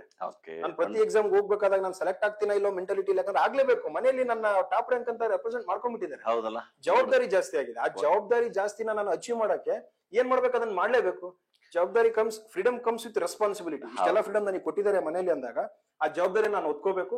ಅದಕ್ಕೆ ಇಷ್ಟೆಲ್ಲ ಮಾಡ್ಕೊಂಡು ನಾನು ಮಾಡ್ಕೊಂಡಿದ್ದೀನಿ. ಸೊ ಇಷ್ಟ ಅರ್ಲಿ ಏಜ್ ನಲ್ಲಿ ತಾವು ಒಬ್ಬರು ಟೆಕ್ನಿಕಲ್ ಗ್ರಾಜುಯೇಟ್ ಆಗಿ ಇಂಜಿನಿಯರ್ ಆಗಿ ತಾವು ಈ ಒಂದು ಹುದ್ದೆಯನ್ನು ಗಿಡಿಸಿದ್ದು ನಿಜವಾಗ್ಲೂ ಒಂದು ಬಹಳ ಹೆಮ್ಮೆ ವಿಷಯ. ಅದಕ್ಕೆ ಬಹಳ ಕನ್ಸಿಸ್ಟೆಂಟ್ ಆಗಿ ವರ್ಕ್ ಮಾಡಿದ್ರಿ. ಕೋವಿಡ್ ಟೈಮ್ ನಲ್ಲಿ ಸ್ಟಾರ್ಟ್ ಮಾಡಿದ್ರಿ, ಕೊರೋನಾ ಟೈಮ್ ನಲ್ಲಿ ಸ್ಟಾರ್ಟ್ ಮಾಡಿದ್ರಿ. ಎಷ್ಟೋ ಜನ ಕೊರೋನಾ ಟೈಮ್ ನಲ್ಲಿ ಟಿವಿ ನೋಡ್ಕೊಂತು, ಮೊಬೈಲ್ ನೋಡ್ಕೊಂತ ಅದನ್ನ ಮಾಡ್ಕೊಂಡು ಟೈಮ್ ವೇಸ್ಟ್ ಮಾಡ್ತಿದ್ರು. But you have made your career. Critical time ನಲ್ಲಿ you have started your profession. Critical time ಅಲ್ಲಿ ಮಾಡಿದೆ ಅಂಡ್ ಫಸ್ಟ್ ಅಟೆಂಪ್ಟ್ ಅಲ್ಲಿ KS ಪ್ರಿಲಿಮ್ಸ್ ಕ್ಲಿಯರ್ ಮಾಡಿದೆ. ವಂಡರ್ಫುಲ್. ಹಾಗಾಗಿ ನನಗೆ ಅದೊಂದು ಬಲ ಕೊಟ್ಬಿಡ್ತು. ಅದು ನಿಮ್ಮ ಕಾನ್ಫಿಡೆನ್ಸ್ ಇನ್ನೂ ಹೆಚ್ಚಿಗೆ ಆಯ್ತು. ಸೊ ನೋಡಿ, ಈ ಸ್ಪರ್ಧಾತ್ಮಕ ಪರೀಕ್ಷೆಗಳೊಳಗೆ ಜನರಲ್ ಸ್ಟಡೀಸ್ ಅನ್ನೋ ಸಬ್ಜೆಕ್ಟ್ ನಲ್ಲಿ ಯು ಹ್ಯಾವ್ ಗಾಟ್ ಮಾಸ್ಟರಿ. ಪ್ರಭುತ್ವ ಬಂದಿದೆ ಮತ್ತು ಇನ್ನು ಮುಂದೆ ಹೈಯರ್ ಪೋಸ್ಟ್ ಹೋಗುವಂತ ಎಲ್ಲಾ ಅವಕಾಶಗಳು ನಿಮ್ಮಲ್ಲಿ ಇದೆ. ಅದನ್ನ ನೀವು ಪ್ರೂವ್ ಮಾಡ್ತೀರ ಅಂತ ನನಗೆ ಏನಾದ್ರು ಕಾನ್ಫಿಡೆನ್ಸ್ ಇದೆ. ಅದಕ್ಕೆ ತಾವು ಪ್ರಯತ್ನ ಮಾಡ್ರಿ. ಮತ್ತು 8-9 ಹುದ್ದೆಗಳಲ್ಲಿ ಸೆಲೆಕ್ಟ್ ಆಗೋದಂದ್ರೆ ಇದು ಸಾಮಾನ್ಯ ಅಲ್ಲ. ಪಾಪ ಎಷ್ಟೋ ಜನ ಕನಸು ಕಾಣ್ತಾ ಇದಾರೆ, ಒಂದು ಯಾವ್ದೋ ಒಂದು ಹುದ್ದೆ ಸಿಗ್ಲಿ, PC ಇರ್ಲಿ, ಯಾವ್ದೋ ಒಂದು SD ಇರ್ಲಿ, ಕ್ಲಾಸ್ 4 ಯಾವ್ದಾದ್ರು ಸಿಕ್ಕರೆ ಸಾಕಣಂತ ಒಂದು ಟೈಮ್ ನಲ್ಲಿ you have got 8 to 9 post. ಅಂದ್ರೆ you have to really appreciate. And ನಮ್ಮ ಕ್ಲಾಸಿಕ್ ಸಂಸ್ಥೆಯಲ್ಲಿ ಇರ್ಬೋದು, ಸ್ಪರ್ಧಾ ಸ್ಫೂರ್ತಿ ಎಲ್ಲ ವಿಭಾಗದವ್ರಿಗೆ ನಾನು ಥ್ಯಾಂಕ್ಸ್ ಹೇಳ್ತೀನಿ. ಯಾಕಂದ್ರೆ ನನಗೆ ನಿಮ್ಗೆ ಭೇಟಿ ಆಗ್ಲಿಕ್ಕೆ ಆಗಿರುದಿಲ್ಲ, ಯಾಕಂದ್ರೆ ನಮ್ಮ ಸ್ಟಾಫ್ ಇರ್ತಾರೆ ಎಲ್ಲರೂ. ಸೊ ಎಲ್ಲಾ ವಿದ್ಯಾರ್ಥಿಗಳು ಹಾಗೆ ಕಾಣ್ತಾರೆ. ಮತ್ತೆ ನಾನು ಹೇಳ್ತೀನಿ, ಯಾವತ್ತು ಯಾರನ್ನು ಅಂಡರ್ ಎಸ್ಟಿಮೇಟ್ ಮಾಡಬೇಡಿ ಅಂತ ಹೇಳ್ತೀನಿ. ಯಾವ ಮಗು, ಯಾವ ಗ್ರಾಜುಯೇಟ್, ಯಾವ ಅಭ್ಯರ್ಥಿ ಏನ್ ಅಚೀವ್ಮೆಂಟ್ ಮಾಡ್ತಾರೆ ನಿಮ್ಗೆ ಗೊತ್ತಾಗೋದೇ ಇಲ್ಲ. ಯಾವತ್ತು ಅವರು ಏನಾದ್ರು ನಮ್ಮಲ್ಲಿ ಬಂದಾರಪ್ಪ ಅಂದ್ರೆ ಅವ್ರು ಚೆನ್ನಾಗಿ ಕಾಣ್ಬೇಕು ಅನ್ನೋ ಒಂದು ಇಚ್ಛೆ ನಾ ಮೇಲಿನ ಮೇಲೆ ಹೇಳ್ತಾ ಇರ್ತೀನಿ. ಸೊ ಹೀಗಾಗಿ but anyhow you have proved your competency. ನಿಮ್ಮ ಸಾಮರ್ಥ್ಯವನ್ನ ನೀವು ಪ್ರೂವ್ ಮಾಡಿದ್ರಿ. ಇಡೀ ಸರ್ಕಾರಕ್ಕೆ, ಇಡೀ ನಿಮ್ ಇದಕ್ಕೆ ತೋರಿಸಿದ್ರಿ. ನೀವು ರ್ಯಾಂಕಿಂಗ್ ಚೇಂಜ್ ಮಾಡಿ ತೋರಿಸಿದ್ರ, ಹೌದಲ್ಲ? ಇಲ್ಲ, ಯಾವಾಗ್ಲೂ ತಲೆಯಲ್ಲಿ I will win definitely but not immediately ಅನ್ನೋದು ಮೈಂಡ್ ಅಲ್ಲಿ ಇರ್ಲಿ. ನಾನು ಫಸ್ಟ್ ರ್ಯಾಂಕ್ ಅನ್ನೋ ಕಾನ್ಸೆಪ್ಟ್ ಇರ್ಲಿ. ಕರೆಕ್ಟ್. ಏನೋ ಬದುಕಬೇಕು ಅಂತ ಎಕ್ಸಾಮ್ ಬರ್ಬೇಡಿ, ನಾನು ಟಾಪ್ ಅಲ್ಲೇ ಇರ್ತೀನಿ ಅನ್ನೋದಕ್ಕಿರ್ಲಿ. ಮುಟ್ಟಿದ್ದೆಲ್ಲ ಚಿನ್ನ ಆಗ್ಬೇಕಾದ್ರೆ ಎಷ್ಟೋ ಜನ ನಿಮ್ಮನ್ನ ಡಿಸ್ಕಸ್ ಮಾಡ್ತಿರ್ತಾರೆ. ಎಷ್ಟೋ ಜನ ನಿಮ್ದು ಇಲ್ಲಪ್ಪ ನಿಮ್ದೇನ ಅಪಾಯಿಂಟ್ಮೆಂಟ್ ಆಗಲ್ಲ, ಎಷ್ಟೋ ಜನ ಕಾಯ್ತಾ ಇದಾರೆ, ಎಷ್ಟೋ ಜನ 4 ವರ್ಷದಿಂದ ಓದ್ತಾ ಇದಾರೆ, ಅವ್ರೆಲ್ಲ ಆಗಿಲ್ಲ, ನಿಮ್ದೇನ ಆಗ್ತದೆ ಅಂತ ತಿಳ್ಕೊಂಡು ಎಷ್ಟೋ ಜನ ಡಿಸ್ಕಸ್ ಹೇಳಿದಾಗ ನಾನು ಫಸ್ಟ್ ಅಟೆಂಪ್ಟ್ ಅಲ್ಲಿ ಫಿಲ್ಮ್ಸ್ ಹೋದಾಗ ನನಗೆ ಅದೇ ಅನ್ಸೋದು. ಹೌದು, 5-6 ವರ್ಷದಿಂದ ಕೂತಿದ್ದಾರೆ KS ಗೆ, ಆಮೇಲೆ ಮಾಡಕ್ಕಾಗುತ್ತಾ ಇದನ್ನಂತ ಕೂತ್ಕೊಂಡಿದ್ರೆ ನಾನು ಫಸ್ಟ್ ಅಟೆಂಪ್ಟ್ ಅಲ್ಲಿ ಫಿಲ್ಮ್ಸ್ ಕ್ಲಿಯರ್ ಮಾಡಕ್ ಆಗ್ತಿಲ್ಲ. ಅದಕ್ಕೆ ನಾನು ಮೇಲಿಂದ ಮೇಲೆ ಹೇಳ್ತೀನಿ, ಎಷ್ಟೋ ಜನ ಓದ್ತಾ ಇದಾರೆ. ಹೀಗೆ ಯಾವತ್ತು ಯಾರನ್ನು ಡಿಸ್ಕಸ್ ಮಾಡ್ತಾರೆ ನಿಮಗೆ, ಯಾವತ್ತು do not compare with others. ನಿಮ್ಮ ಮೇಲೆ ನಿಮ್ಗೆ ನಂಬಿಕೆ ಇರಲಿ. ಜನ ಜಾಸ್ತಿ ಇದಾರೆ ಸರ್, ಕಾಂಪಿಟೇಷನ್ ಇಲ್ಲ.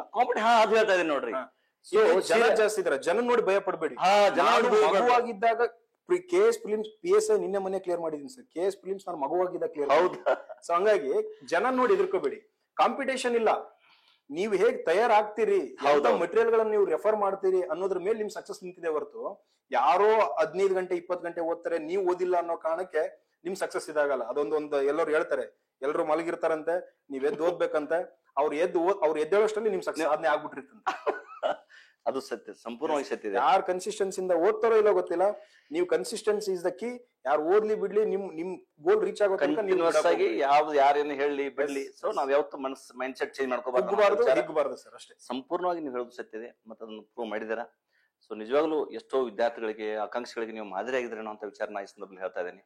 ಮತ್ತು ಮುಂಬರುವಂತ ಎಲ್ಲ ದಿನಗಳಲ್ಲಿ 2025 ಇದು 2025 ಹೊಸ ವರ್ಷ ಸ್ಟಾರ್ಟ್ ಆಗಿದೆ.